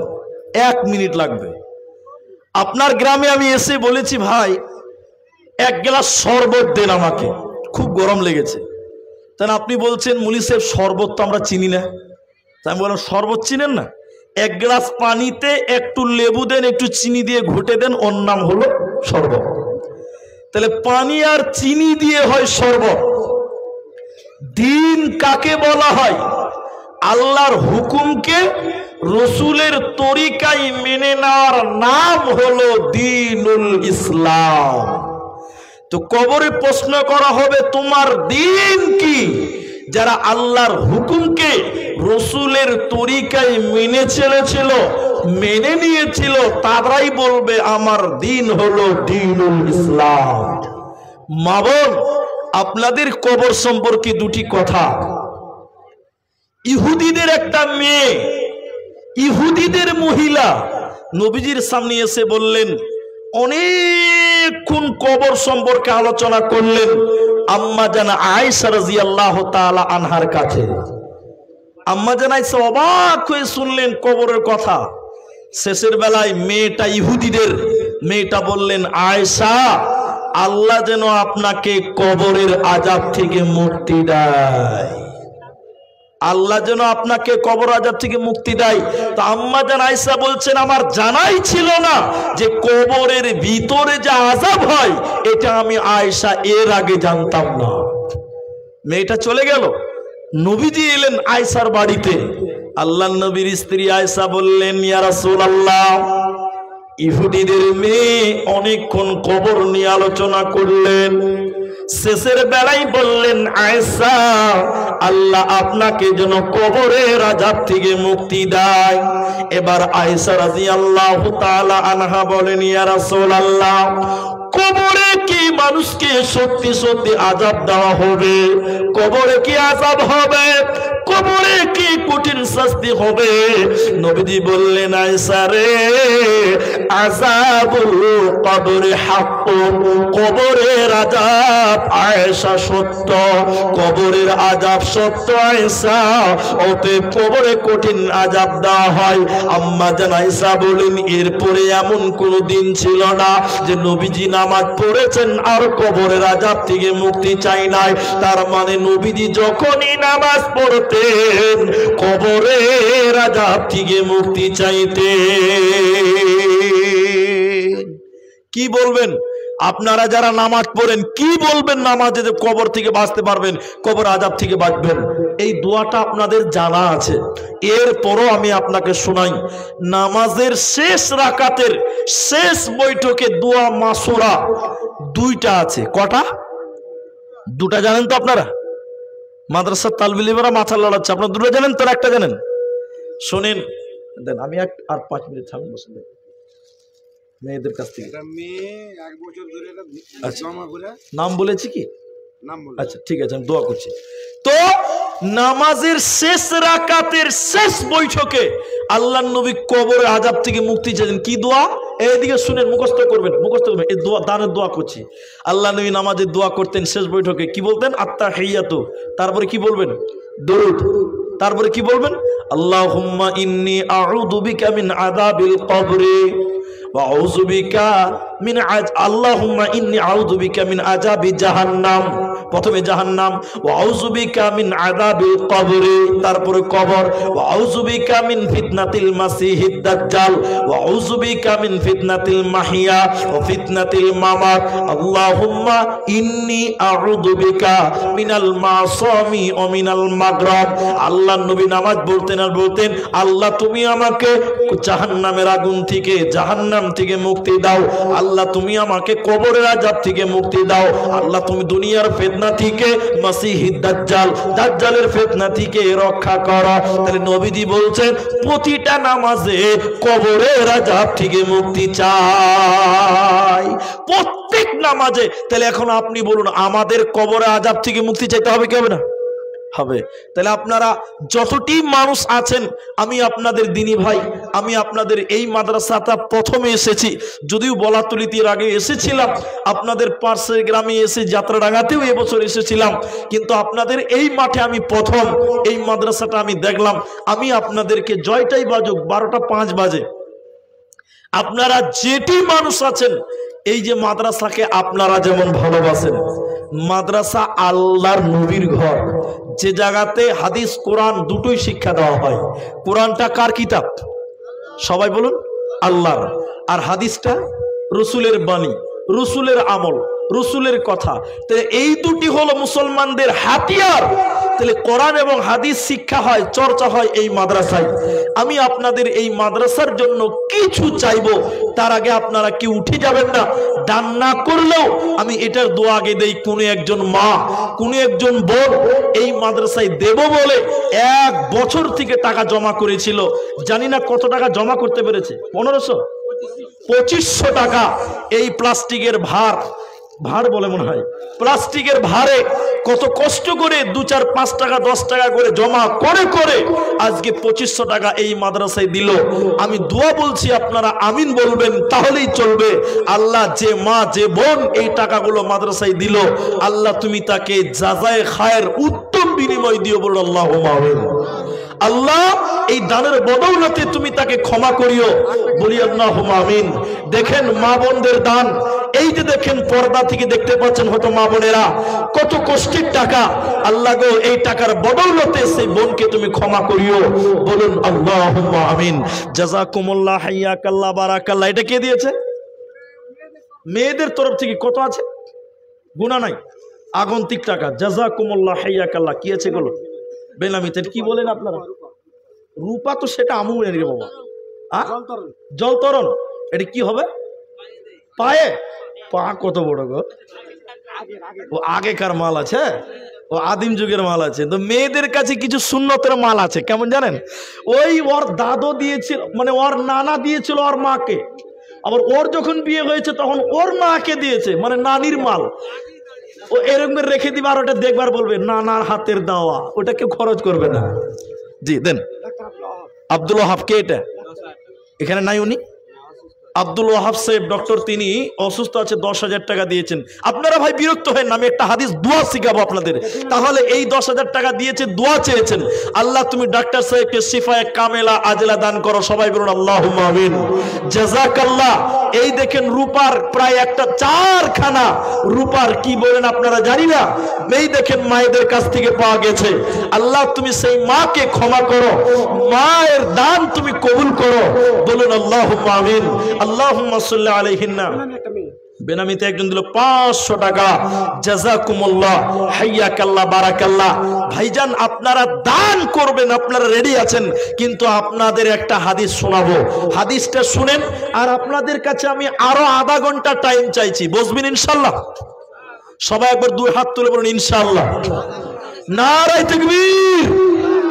সবাই বলুন ইনশাআল্লাহ। আপনি ঘড়ি দেখেন এখন যটা বাজে, ঠিক আধা ঘন্টা টাইম। 7 বাজে না? 7 বাজে তো, তাহলে আধা ঘন্টা 37 আপনাদের সঙ্গে কথা শেষ করব। আপনারা যতজন আছেন আপনারা কেউই উঠবেন না। এই যে দানগুলো করছেন, আমি দান চাইবো, আপনাদের জন্য দোয়া করব, কিন্তু দানটা চাওয়ার আগে একটা আমি কথা আপনাদেরকে বলতে চাই। এই মাদ্রাসার ব্যাপারে আমি বলবো। আল্লাহর নবী বলেছেন খাসলাতাম মিন উম্মতি মালি মালি মালি। আমার উম্মতের খাসনাত হলো, অভ্যাস হলো, মানুষের অভ্যাস হলো টাকা টাকা টাকা টাকা। আচ্ছা আপনারা বলুন, কেউ বলবে আমার টাকা বেশি হয়েছে, এরকম কেউ আছে গো? সবাই বলুন আছে? পাগলেরও টাকার দরকার, হ্যাঁ কি না বলুন? যে পাগলও ভিক্ষা করে না? করে। কিন্তু আল্লাহর নবী বলছেন 3টা তোমার মাল। কটা বলুন আপনারা? 3টি। এক, নবী বললেন তুমি যেটা খাচ্ছ এটা তোমার মাল। ভাই আপনি 300 টাকা হাজিরা করেন, 300 টাকা থেকে 10 টাকা খেয়ে নিলেন, 290 টাকা ছেলে মেয়েরা পাবে। একটু হ্যাঁ না বলুন, পাবে তো? কিন্তু 10 টাকা খেলেন, এই 10 টাকা কেউ পাবে? ওটা পায়খানা হয়ে যাবে। আর বাপের পায়খানা ছেলে মেয়েরা কেউ ভাগ করবে? যে আমার বাপের পায়খানাটা ভাগ করবে গো? কেউ করবে না। তাহলে যেটা খেলেন এটা আপনার মাল। 2, নবীজি বললেন তুমি যেটা পরলে এটা তোমার মাল। আমি এই 500 টাকার কোট, 1000 টাকার জুব্বা পরেছি, এই 1000 টাকার জুব্বা একদিন চিরে যাবে, পচে যাবে, গলে যাবে। এই 1000 টাকা আমার ছেলে মেয়ে নাতি পোতা এরা কেউ পাবে ভাই? পাবে না। পাবে? পাবে না। একটা খালি গল্প আপনাকে উপন্যাস শোনাচ্ছি, দা মাদ্রাসার ব্যাপারে বুঝাবো আপনাকে। 3টা নিজের মাল। আপনারা কিপটা বুঝেন তো? কিপটা, হ্যাঁ না বলুন?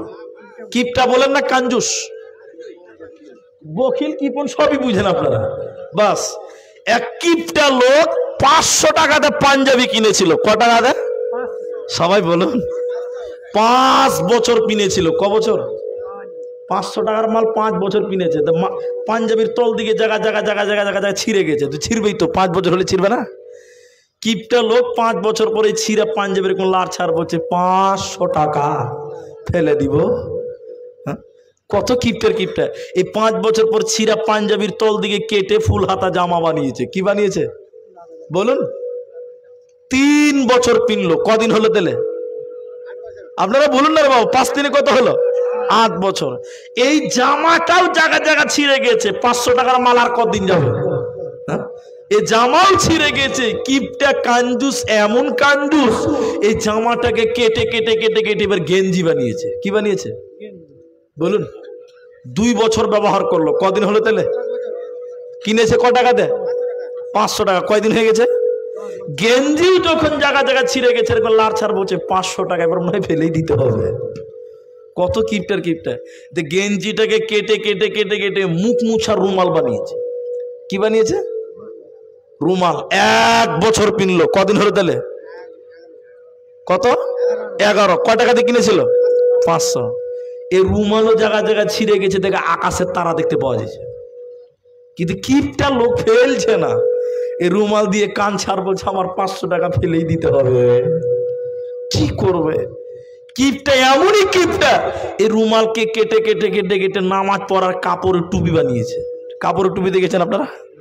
1 বছর পিনলো। কদিন হলো তাহলে বলুন? 500 টাকা। এই 12 বছর পর কোন একদিন শুক্রবার দিন ওই টুপিটা ওর স্ত্রীকে বলছে তুমি একটু সাফ করিও তো, সাবধান ছিঁড়া না যায়। কদিন হয়েছে? 12 বছর। ওর স্ত্রী সাফ করা বাদ দিয়ে ভুলে গেছে, জুমার আগে তারা হারুয়া করে সাফ করেছে, আজান দিয়ে দিয়েছে। আর কি সুখ হবে? জোর বলে সুখ হবে? এই কিপটা লোক এসে বলছে টুপিটা দাও, নামাজ পড়তে যাবো, তো ভিজা টুপি দিচ্ছে। আর ভিজা টুপিতে কি হবে? কেন আপনারা বলা তুলির লোক, আখা তো বুঝেন, আখা বুঝেন না? এই কিপটা লোক এই 12 বছরের পচা টুপিকে ভিজা টুপি আখার গরম আগুনের আখার উপরে সেঁকছে, তাড়াতাড়ি শুকাবে তো নামাজ পড়তে যাবো। এরকম সেঁকতে সেঁকতে সেঁকতে টুক করে আল্লাহর কারিশমা হাত থেকে পড়ে গেছে। কোথা পড়বে? একদম আখাতে যখন পড়েছে একদম পুরে ছাই হয়ে গেছে। কি হয়েছে? হ্যাঁ, এত কাঞ্জুস, এই ছাইটাকে নিয়ে এবার মানজন কচলাইছে। তো মানজন কচলাইতে কচলাইতে কুলি করছে পুকুর পাড়ার, যাই বলছে আমার 500 টাকাটা পানিতেই গেল। 12 বছর পড়ার পরও বলছে পানিতেই গেল। 500 টাকা কদিন পিনলো? আচ্ছা আপনারা বলুন, এখন বলুন 500 টাকা কি আর আছে? তাহলে নবীজি বললেন তুমি যেটা খাচ্ছ এটা থাকবে না, ওটা কি হবে? পায়খানা। তুমি যেটা পড়ছো এটাও থাকবে না, এটা পানি হবে, ছাই হয়ে যাবে। 3, আল্লাহ নবী বললেন তুমি যেটা দান করলে এইটা তোমার মাল। তাহলে তুমি যেটা খাচ্ছ এটা তোমার মাল, পায়খানা হবে, আর কেউ পাবে না, তোমার কাছ থেকে শেষ। তুমি যেটা পড়লে এটাও তোমার মাল, তোমার কাছ থেকে শেষ, আর কেউ পাবে না। 3 নম্বর, তুমি যেটা দান করলে ওইটাও তোমার মাল। আপনি এই জালসার এই মাদ্রাসায় 10,000 টাকা দান করলেন, 500 টাকা দান করলেন, মরে গেলে আপনার ছেলে মেয়েরা কি বলবে? আল্লাহ আমার বাপ মাদ্রাসায় 500 টাকা দান করেছিল, নেকিগুলো ভাগ করে দাও। কেউ দিবে গো? কেউ দিবে না। তাহলে তুমি যেটা দান করলে এটাই তোমার, বাকি তোমার মাল নয়। আজকে দুনিয়াতে যতই বাড়ি গাড়ি করুন না কেন, কবরে একদিন যেতে হবে, তোমার কোনো কিছুই কাজে লাগবে না। তুমি যেটা দান করবে এটাই তোমার মাল। বাকি বাড়ি গাড়ি জমি জামা যা করেছেন, মরে গেলে ছেলে মেয়ে বহু বেটি নাতি পুতা এরা তিলে তিলে ভাগ করে নেবে, কোনো লাভ নাই। যেটা দান করবেন এটাই আপনার সঙ্গে যাবে। আমার উস্তাদ মনিরুল ইসলাম ফাইজিকে আপনারা 1 লক্ষ 1.5 লক্ষ টাকা পর্যন্ত দিয়েছেন। আমি আজকে আপনাদের ময়দানে, আজকে বলাতুলির এই গ্রামে আপনাদের এই মাদ্রাসাটার জন্য, এই অভাবিয়া মাদ্রাসা, এই গরিব মাদ্রাসা, এই মাঠের মাদ্রাসা, কোরআনের জন্য, হাদিসের জন্য আমি আপনাদের একজন মানুষের কাছে একটা মোটা দান আমি আজকের এই ময়দানে চাই, যিনি বলবেন মাওলানা 10,000 টাকা এই মাদ্রাসায় আপনার হাতে আমি দিলাম। তবে অনেক লোক আছেন যারা 50,000 টাকা দেনেওয়ালা, অনেক লোক আছেন 1 লক্ষ টাকা দেনেওয়ালা। আপনাদের ভিতর থেকে একজন মানুষ বলুন 10,000 টাকা মাওলানা আমার জন্য, কারণ যে 10,000 দান করলাম এটাই আমার, বাকি কিছুই আপনার নয়, মরে গেলে সব পড়ে থাকবে। আমার মায়েরা, আমার বোনেরা, এই মাদ্রাসাটার জন্য কোন মা আছেন, কোন বোন আছেন যে একটা গলার মালা খুলে আজকে বলাতুলির মাদ্রাসায় দিলেন, যে আমি আমার গলার হার, গলার চাবির মালা আমি আল্লাহর নবীর মাদ্রাসায় দিলাম। মা বোন, আল্লাহ আপনাকে খাদিজার মতন কবুল করবেন। ভাইজান, আপনাদের ভিতরে 10,000 টাকা দেনেওয়ালা একটা লোক আপনাদের কাছে চাই, একজন 10,000 টাকা যিনি দিবেন তিনি কষ্ট করে একটু আমার সামনে আসুন, আমি আপনাদের জন্য একটু দোয়া করে দিয়ে যাব। একজন বলাতুলির মাটিতে 10,000 টাকা আমাকে দেবেন, এরকম একটা লোক আপনাদের ভিতর থেকে কেউ নাই ভাই? এই গ্রামের অনেক লোক ব্যবসা করেন, অনেক লোক ব্যবসা করেন, চাকরি করেন, অনেক লোক কৃষক আছেন, ক্ষেত খামারে কাজ করেন। এই মাদ্রাসাটার জন্য 10,000 টাকা একটা লোক দেন, যেহেতু আপনারা দান দিচ্ছেন। আজকের ময়দানে 10,000 টাকা একটা লোকের কাছে চাই। কেউ পারবেন না ভাই? দিয়েছেন, আমি জানি দিয়েছেন, শুনলাম তো সবই। এরপরেও আমি একটা সম্মানের খাতিরে 10,000 টাকা চাই। আপনাদের একটা দোয়া শিখিয়ে দিব, যেই দোয়াটা আপনার পরকালে কাজে লাগবে, মরার পর কাজে লাগবে। আমার মায়েরা, আমার বোনেরা, আপনাদের ভিতরে অনেক মা বোন আছেন যারা দিতে পারেন এরকম গলার মালা, হাতের বালা। অনেক মা আছেন 2000, 1000, 5000 আপনারা দিতে পারেন। এরকম অনেক মা বোনেরা এসেছেন আজকের এই বলাতলি মাদ্রাসার জন্য। একটা লোক আমি আপনাদের কাছে চাইছি, একজন আল্লাহর বান্দা কেউ নাই ভাই, একটা লোক যিনি এইরকম নিয়ত করে এসেছেন আমি তার জন্য দোয়া করব, আপনি দেবেন? জাযাকুমুল্লাহ, হাইয়াকাল্লাহ, বারাকাল্লাহ। কি নাম আপনার? আপনার নাম? মাগফিরুল। মাশাআল্লাহ, তিনার মাগফিরুল ভাই, তিনার মা অসুস্থ আছেন। আমি দোয়া দিব, আপনারা একটু আমিন বলবেন ইনশাআল্লাহ। বলুন, আল্লাহ আমার ভাইয়ের মাকে তুমি শিফায়ে কামিলা আজিলা দান করো। বলুন আল্লাহুম্মা আমিন। আল্লাহুম্মা আযহিবিল বাস। বলুন আমিন। রব্বান নাস আশফি আনতা শাফি লা শিফা ইল্লা শিফাউকা শিফাআন লা ইউগাদিরু সাকামা। আল্লাহ মায়ের জন্য সন্তান 10,000 টাকা এই মাদ্রাসার জন্য দিল। আল্লাহ তুমি ডাক্তারের ডাক্তার, সার্জনের সার্জন, আল্লাহ তুমি তার মাকে দ্রুত ভালো করো। বলুন আল্লাহুম্মা আমিন। ইয়া হাইয়্যু ইয়া কাইয়্যুম বিরহমাতিকা নাস্তাগীথ। আল্লাহুম্মা সাল্লি আলাইহি, আল্লাহুম্মা বারিক আলাইহি। জাযাকুমুল্লাহ, হাইয়াকাল্লাহ, বারাকাল্লাহ। আমিন আমিন আমিন। আল্লাহু আকবার। ডাক্তার সাহেব অসুস্থ আছেন, তিনি দিলেন 10,000 টাকা। আমার ভাইয়ের মা তিনি অসুস্থ আছেন, তার জন্য দিলেন 10,000 টাকা। আলহামদুলিল্লাহ, দুইজন লোক 10,000 টাকা হলো। আজকের এই ময়দানে আপনারা অনেক লোক ভাবনা চিন্তাই করে এসেছিলেন যে আমরা কিছু দেব। যারা দিয়েছেন তারা তো দিয়েছেন, যারা দেননি তারা সময় নষ্ট করিয়েন না। আপনি 10,000 না পারলে 5,000 টাকা দিবেন, যেমন সম্বলে আছে।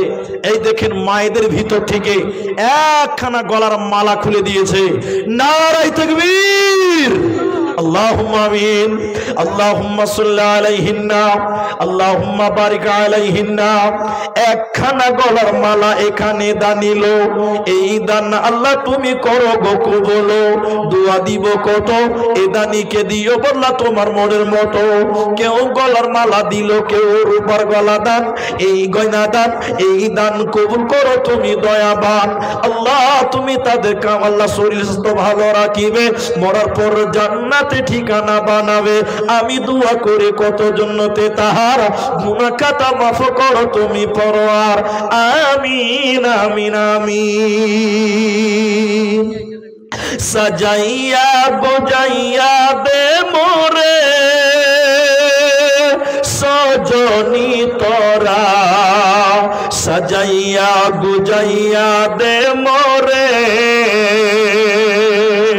সাজাইয়া বুঝাইয়া দে মোরে সজনী তোরা, সাজাইয়া বুঝাইয়া দে মোরে। ভাই একটা দোয়া শিখিয়ে দিব বলেছি আপনাদের, ওয়াদা যখন দিয়েছি তো শেখাবো। আসেন, এরকম যদি কেউ পারেন 10,000 না পারলে 5,000 টাকা দিবেন। আমি হাদিসটা আপনাদের সামনে তুলে ধরবো, আপনারা ধৈর্যহারা হবেন না। একটা গলার মালা আমার মায়েরা দিয়েছেন। আর যদি কোনো মা থাকেন, আর যদি কোনো বোন থাকেন যে এই রকম গয়না আমিও দিতে পারি, তাহলে আপনার কামাই আল্লাহ আপনাকে ভালো রাখবেন, সুখে রাখবেন আমার মায়েরা। আচ্ছা, মায়েদের ভিতরে গিয়েছে তো সর্দার সাহেব, সর্দার সাহেব এদিকে আসেন, একটু আসেন, এটা মুসাফা করেন। আল্লাহু আকবার। আকরাম সাহেব, আর আপনি 1000 টাকাই দিবেন, আপনি 1000 টাকাই দিবেন। আল্লাহু আকবার। জাযাকাল্লাহ, বারাকাল্লাহ। আসেন, এই আপনারা যদি 5-10,000 না পারেন 5,000 দিবেন, 1000 দিবেন, তবে দান হয়ে গেছে, ওটা আমার কাছেও জানা আছে। তো সর্দার সাহেব তিনি 1000 টাকা। মোড়ল হয় গ্রামের চালাক লোক, বুঝলেন, বোকা লোককে মোড়ল বানাবে না। আর সর্দার হয় ইমানদার লোক। তার মানে মোড়ল যে ইমানদার লয় তা লয়, ও ইমানদার, কিন্তু ইমানদারের সঙ্গে একটু চালাক হতে হয়। তাহলে আর ইমানদার হবে কে? সর্দার কি ইমানদার করেই করে।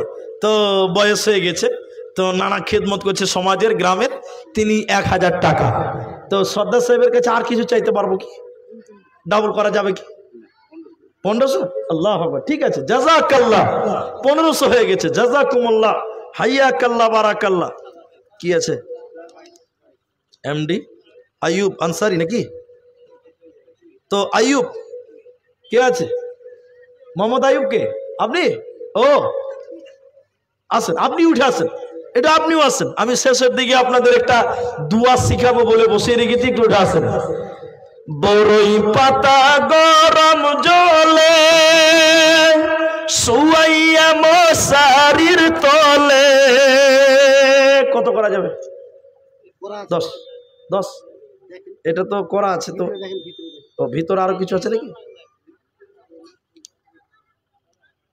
তো ঠিকই আছে, তো খুব কম হয়েছে এটা। হ্যাঁ, ছেলে মেয়ে কটা আপনার? হ্যাঁ, কেউ নাই? আল্লাহ না, হবে না। তো ছেলে মেয়ে কেউ নাই, তো 10,000 টাকা মারা যাবে? ওটা ডাবল করতে হবে, 10,000 আর একটা করতে হবে। কি আছে? আল্লাহ না, এটা চুপি চুপি ওটা গোপনে চলে গেছে। এবার ওপেনে কি বলছেন বলেন একবার, কি বলছেন আপনারা? একবার তাকবীর দেন না। ডাবল করতে। আচ্ছা 10 করেছেন ইনি, তো আর 10 নিব না, আর 5 করে যান। কি আছে, খাওয়ার লোক নেই। 15। এদিকে ভাই, এদিকে। আল্লাহ, গাড়িতে ব্রেক কাজ করছে না গো। হ্যাঁ বলছি। হ্যাঁ, তো উনি বলছেন আমি 12 দিব। তো খাওয়ার লোক কেউ নাই, আল্লাহ যেন একটা লোকের ব্যবস্থা করে দেয়, বলি আল্লাহুম্মা আমিন। এটাই দরকার নাকি বলছেন আপনারা? এটা দরকার না গো? দরকার। আচ্ছা, আর কেউ আছেন 1000 টাকা দিবেন? আল্লাহর নবী মুহাম্মদ সাল্লাল্লাহু আলাইহি ওয়াসাল্লাম। আচ্ছা, গাজাল শোনাচ্ছি আপনাদেরকে। বড়ই পাতা গরম জলে শুয়াইয়া মশারির তলে। বড়ই পাতা গরম জলে টানাইয়া মশারির তলে।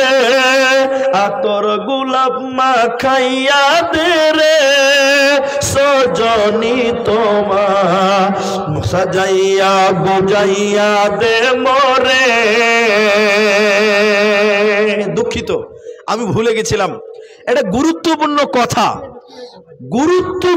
কথা আপনাদের শোনাই, আর গাজালও শুনবেন, দোয়াটাও শিখাবো। আমাদের সমাজে এই যে মাদ্রাসাগুলো হয়েছে, অনেক লোক এই মাদ্রাসাতে যাকাত দেয়, আবার অনেক লোক যাকাত বুঝেই না যে যাকাতটা কি। অনেক লোক যাকাতটা বুঝেই না, আবার অনেক লোক যাকাত দিচ্ছে। তো এই মাদ্রাসায় যাকাতের ব্যাপারে একটা আলোচনা সমালোচনা হচ্ছিল, যেটা জানতে পেরেছিলাম, আমাকে বলতেও বলেছিলেন, পক্ষান্তরে আমার মাথা থেকে হারিয়ে গেছিল। আল্লাহর নবী বলেছেন এমন একটা জামানা আসবে, যাকাতের কথা শুনলে মানুষেরা জরিমানা মনে করবে, আর যারা যাকাত দেয় না তাদের ব্যাপারে বলা হয়েছে, নবীজি বলেছেন ওদের গলাতে বিষাক্ত সাপ ঝুলিয়ে দেওয়া হবে।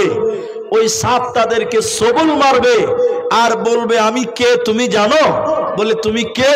বলে আমি তোমার সেই সম্পদ যেই সম্পদের যাকাত দেওয়া হয়নি। অতএব যাকাত না দিলে কঠিন শাস্তির সম্মুখীন হবেন, পরকালে জাহান্নাম চলে যেতে হবে। এই জন্য যাকাত আপনারা কিভাবে দিবেন, যাকাতটা কিভাবে দিবেন এটা শুনেলেন। গচ্ছিত মাল, নগদ অর্থের যেমন যাকাত লাগবে, নগদ অর্থের যেমন যাকাত লাগে, ঠিক অনুরূপ ব্যবসার জন্য গচ্ছিত মালেরও যাকাত অনুরূপ দিতে হয়। যেরকম উটের যাকাত লাগে। আপনি দোকান করেন বড়, দোকানে আপনার পর্যাপ্ত পরিমাণ টাকা আছে, পর্যাপ্ত পরিমাণ মানে হলো নিসাব পরিমাণ, যদি আপনার টাকার অর্থে যে নিসাব আছে ওই অর্থ সম পরিমাণ যদি দোকানে মাল থাকে, তাহলে মালেরও যাকাত দিতে হবে। টাকা হিসাব করতে হবে, প্রতি শতকরা 2.5 টাকা, প্রতি শতকরা 2.5 টাকা বার করে যাকাত দিতে হবে।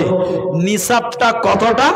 মাদ্রাসার মুলবি আর মসজিদের মুলবিদের কাছ থেকে নিসাব সোনা অথবা রূপো দুটোর মধ্যে যে কোনো একটা আমি গ্রহণ করতে পারেন।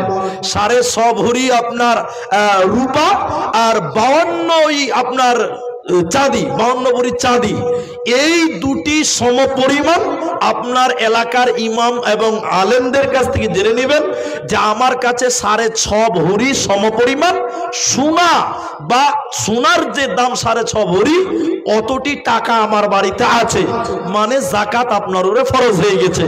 এবার প্রতি 100 টাকাতে 2.5 টাকা, শতকরা 2.5 টাকা করে বের করে করে যত টাকা হবে আপনাকে যাকাত দিতে হবে। যাকাত আপনি কোথায় দিবেন? যাকাত দিবেন এতিমদেরকে, দুস্থ মিসকিনদেরকে দিবেন, যারা যাকাত খেতে পারে তাদেরকে দিবেন। প্রশ্ন হলো, আপনি আমি এখন অনেক লোক অনেক টাকাওয়ালা, কিন্তু যাকাত আমরা জানি না। কি করি? রমজান মাসে গরিবদের কাছে লুঙ্গি বিলি করি, কাপড় বিলি করি। যাকাত হবে না।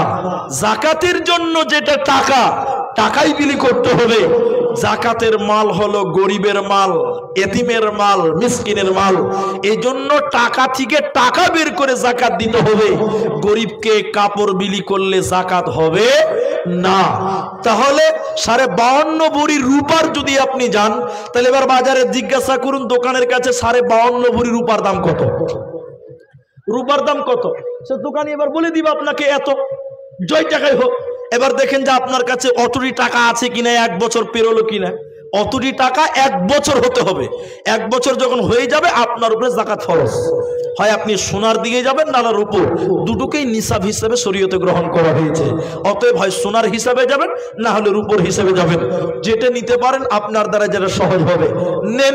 যদি মনে করেন আমার দিল অনেক বড়, আপনি রূপাতে যান, তাহলে অল্প টাকায় যাকাত দিতে হবে।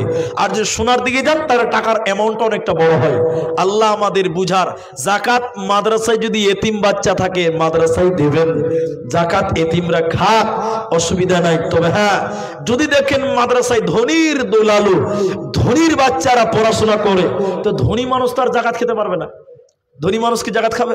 আমি কি যাকাত খাবো? আপনি যদি আমাকে দেন যে যাকাত নেন, যাকাত খাবেন? খাবেন না। যাকাত যদি দেন, সমাজে গরিব থাকবে না। আজকে মুসলমান যদি আমরা যাকাত বার করি, সমাজে কোনো গরিব থাকবে? উমর বিন আব্দুল আজিজ রহমতুল্লাহ আলাই, তিনি যখন খলিফা হলেন, মানুষেরা যাকাত নেওয়ার মানুষ পায় না। সুবহানাল্লাহ বলবেন না? যাকাতটা কে খাবে ওই লোকটা পাওয়া যায় না। এই ঘটনাটা শুনেন, মজা লাগবে। একটা লোক উমর বিন আব্দুল আজিজের জামানায় কিছু টাকা নিয়েছে যাকাতের, যাকাত দিবে, লোক খুঁজে পাচ্ছে না। গ্রামে ফেরিওয়ালারা আসে না?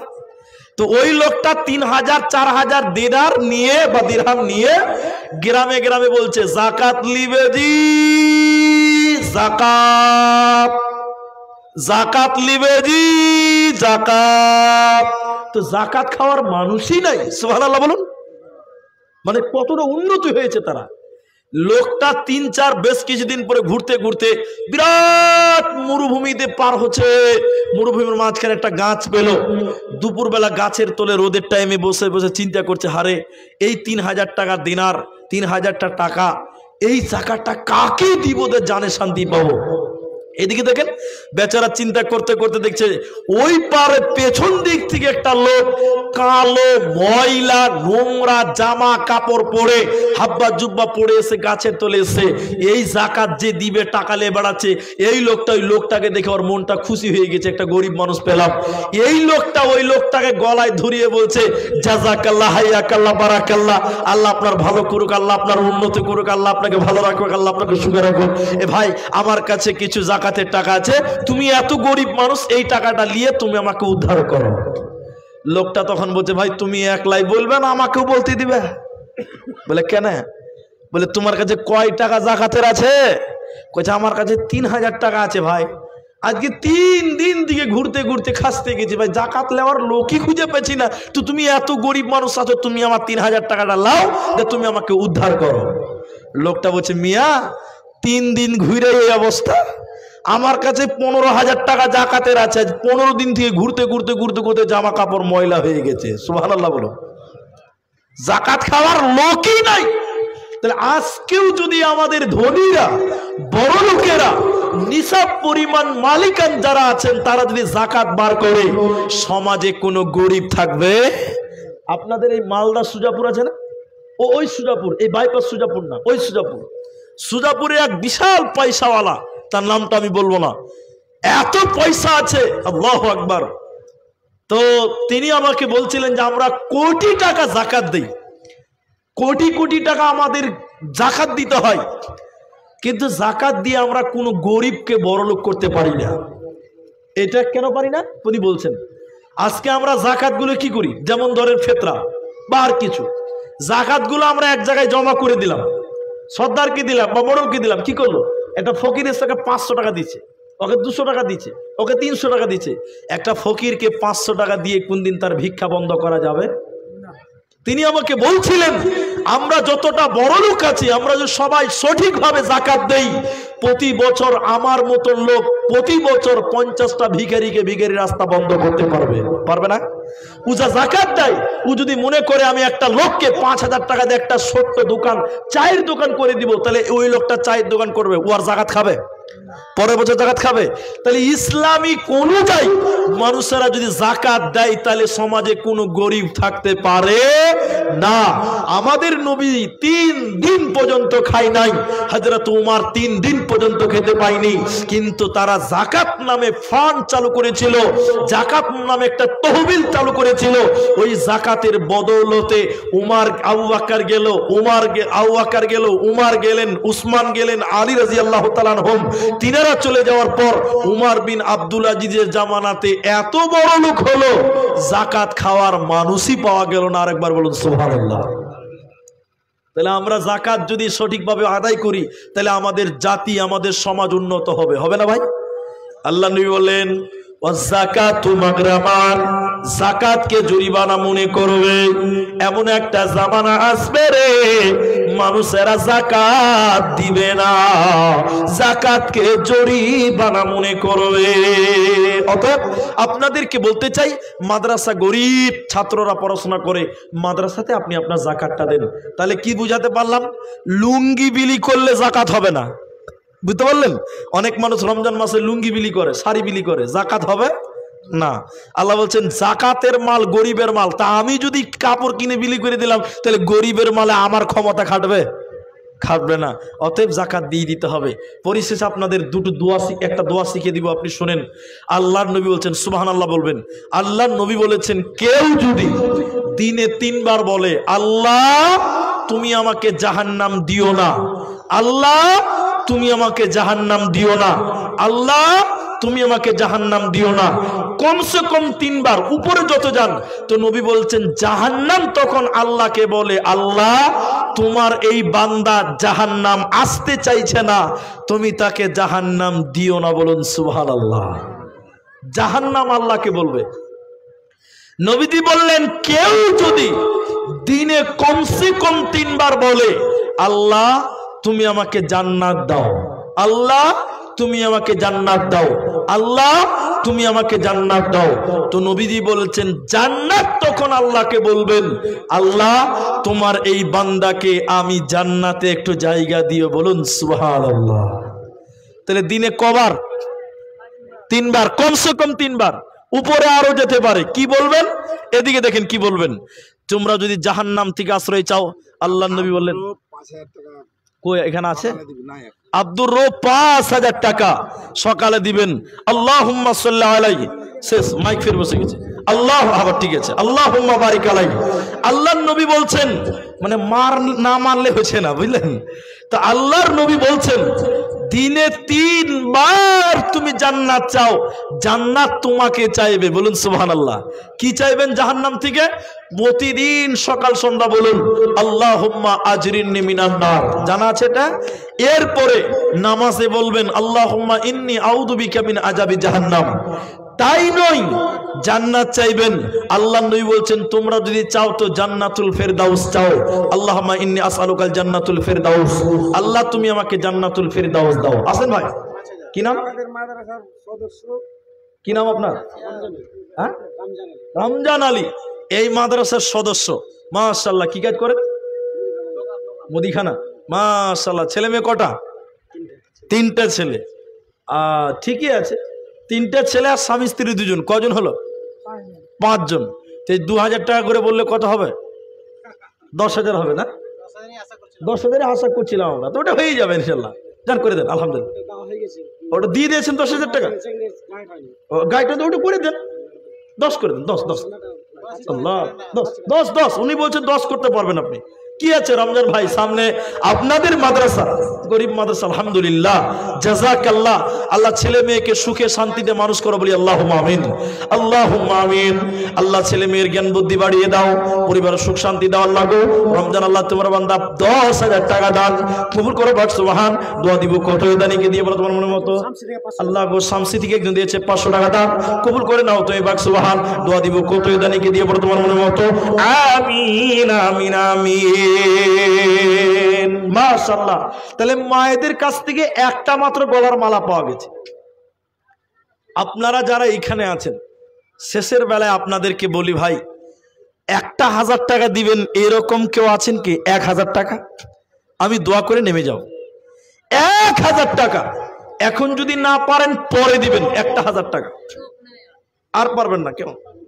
এক একজন কেউ দেন 1,000 টাকা যা আছে। যদি বলেন না তাও নাই, শেষের বেলায় আপনাদের আবদার করছি ভাই, এদিকে দেখেন, বলা তুলি মুসলমান, আমি যারা আপনারা আছেন, নসিবে কোন দিন মিলবে কিনা জানি না, আজকে যেহেতু এসেছি, সবাই একটু উঠে একটু মুসাফা করেন, করবেন তো ইনশাল্লাহ? ইনশাল্লাহ বলুন, ইনশাল্লাহ। আমি একবার নারায়ে তাকবীর দিচ্ছি, আপনারা জোরে আল্লাহু আকবার বলে দাঁড়াবেন, বলুন ইনশাআল্লাহ। সবাই সবাই, কেউ বাদ যাবেন না। তো দাঁড়িয়ে যাবেন, তো পকেটে হাত ভরেন, 1 টাকা 2 টাকা 5 টাকা যদি থাকে তো দেবেন, না থাকলে না দিবেন। একবার নারায়ে তাকবীর দিব, জোরে দাঁড়াবেন আল্লাহু আকবার বলে, আরেকবার নারায়ে তাকবীর দিবেন, উঠে আসবেন, সবাই মুসাফা করবেন। 1 টাকা থাকলে 1 টাকা দিবেন, না থাকলে না দিবেন। আসেন, কি নাম আপনার?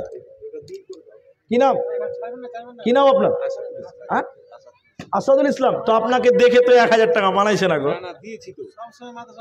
আল্লাহ কম হয়ে গেছে। 5 করেন, 5 3 2 3 করে দেন, 3 বেজুর হবে আল্লাহ। এদিকে দেখেন, ঠিক আছে, জাযাকাল্লাহ। আপনারা একটু উঠে দাঁড়ান ভাই, সবাই মুসাফা করেন, নারায়ে তাকবীর। উঠেন সবাই, উঠেন, একটু মুসাফা করেন সবাই। কি নাম? 1,000 দিয়েছে আর 1,000 নেকাত আলী। নেকাত আলী 1,000 দিয়েছেন আর 1,000 টাকা, তা আর 2,000 টাকা করেন তো 3,000 টাকা হবে। লেগে দেন, লেগে দেন, জাযাকাল্লাহ। হ্যাঁ বুঝি, জাযাকাল্লাহ, হাইয়াকাল্লাহ, বারাকা। আসেন সবাই, আসেন, মুসাফা করেন। মেয়েদের কাছ থেকে আমরা বাড়ি বাড়ি অনেক দান পেয়েছি, মায়েদের কাছ থেকে অনেক দান আমি আগেই শুনেছি, দান হয়ে গেছে। তো আমি দোয়া করব, সবাই আসেন, একটু মুসাফা করেন, টাকা না দিলেও করেন। জাযাকাল্লাহ, হাইয়াকাল্লাহ, বারাকাল্লাহ। আল্লাহুম্মা আমিন, আল্লাহুম্মা সাল্লি আলাইহি, আল্লাহুম্মা বারিক আলাইহি, আমিন আমিন আমিন। ও জীবন জীবন কি যে সুন্দর জীবন, আছে কিনু দাম, আছে কিনু দাম, 1000 ময়না উড়ি গলে নাই কোনো কাম, জীবন আছে কিনু দাম। ও জীবন জীবন কি যে সুন্দর জীবন, আছে কিনু দাম, 1000 ময়না উড়ি গলে নাই কোনো কাম, জীবন আছে কি দাম। আচ্ছা, অসুস্থ আছে কে? তুমি? আচ্ছা ভাই, ভাই যুবক ছেলে অসুস্থ আছে। আল্লাহ, আল্লাহুম্মা আযহিবিল বাস, রব্বানা সুফিয়ান শাফি, লা শিফা ইল্লা শিফাউকা। আল্লাহ তুমি তাকে আরোগ্য দান করো, শিফায়ে কামিল আজরা দান করো। এ বাবু কি হয়েছে? টাকা হারিয়ে গেছে? জাযাকাল্লাহ, হায়াকাল্লাহ, বারাকাল্লাহ, আমিন আমিন আমিন। যাও যাও, ঠিক আছে।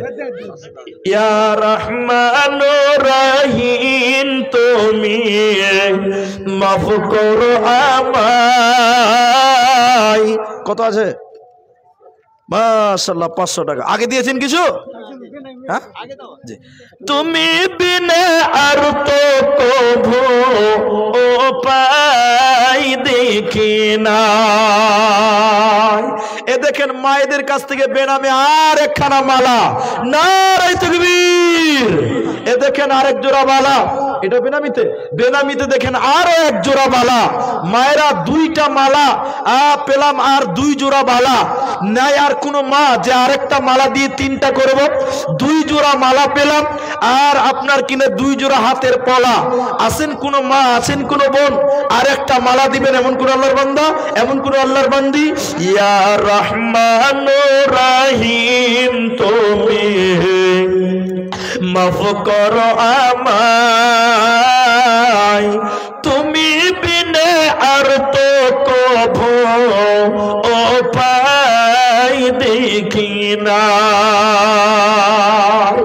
আমরা এমন মানুষ জন্মেছি ধরায়, দুনিয়ার প্রভনে পরে ভুলেছি তোমায়, তুমি বিনে আর তো কভু উপায় দেখি নাই। আমরা এমন মানুষ জন্মেছি ধরায়, দুনিয়ার প্রভনে পরে ভুলেছি তোমায়, তুমি বিনে আর তো কভু উপায় দেখি নাই। ইয়া রহমানুর রহিম তুমি মাফ করো আমায়, তুমি বিনে আর তো প্রভু উপায় দেখি নাই। আছেন আর কেউ আছেন? বলুন। একটা খ্রিস্টান পানি পড়া দিচ্ছে আর দোয়া দিচ্ছে, ওটা কি নেওয়া যাবে? আল্লাহ ছাড়া অন্য নামে যদি কিছু পড়ে দিতে হবে না, নেওয়া যাবে না। তো খ্রিস্টান মানে কি? তো আল্লাহর কালাম পড়ে না, যাবে না। যে খ্রিস্টান সে তো আল্লাহর কালাম পড়ে না। ঝাড়ফুঁক করা যায় কি দিয়ে? কোরআন হাদিস থেকে। ঝাড়ফুঁক করাটা জায়েজ আছে, তবে তাবিজ নয়। ঝাড়ফুঁক ওটা কি দিয়ে? কোরআন হাদিস থেকে করতে হবে, তাছাড়া যাবে না। কিছু হিসাব নাকি? আল্লাহু আকবার। তো যাই হোক, আমার মায়েদের কাছ থেকে কিছু গয়না আবারও এসেছে। তো মনে হয় মা বোনেরা আর কেউ নাই, তো থাকলে হয়তো আরেকটা মালা পেতাম, তাহলে একটা বেজুর হতো। আল্লাহ নবী বলেছেন ইন্নাল্লাহ বিজরুন, বিতরুন, নিশ্চয় আল্লাহ বেজুর, এবং আল্লাহ বেজুরকেই ভালোবাসেন। যাই হোক, শেষের বেলায় কিছু টাকা এবং 2 জোড়া মালা, 2 জোড়া বালা পেয়েছি, আলহামদুলিল্লাহ। ভাই ভাই এটা জাযাকুমুল্লাহ, হাইয়াকাল্লাহ, বারাকাল্লাহ। এটা বন্ধ করেন, খুব বাজে আওয়াজ করছে। এটাই নেবেন আপনি, এটাতে বলবেন মাশাআল্লাহ, জাযাকুমুল্লাহ, হাইয়াকাল্লাহ। এটা বন্ধ হয়ে গেছে।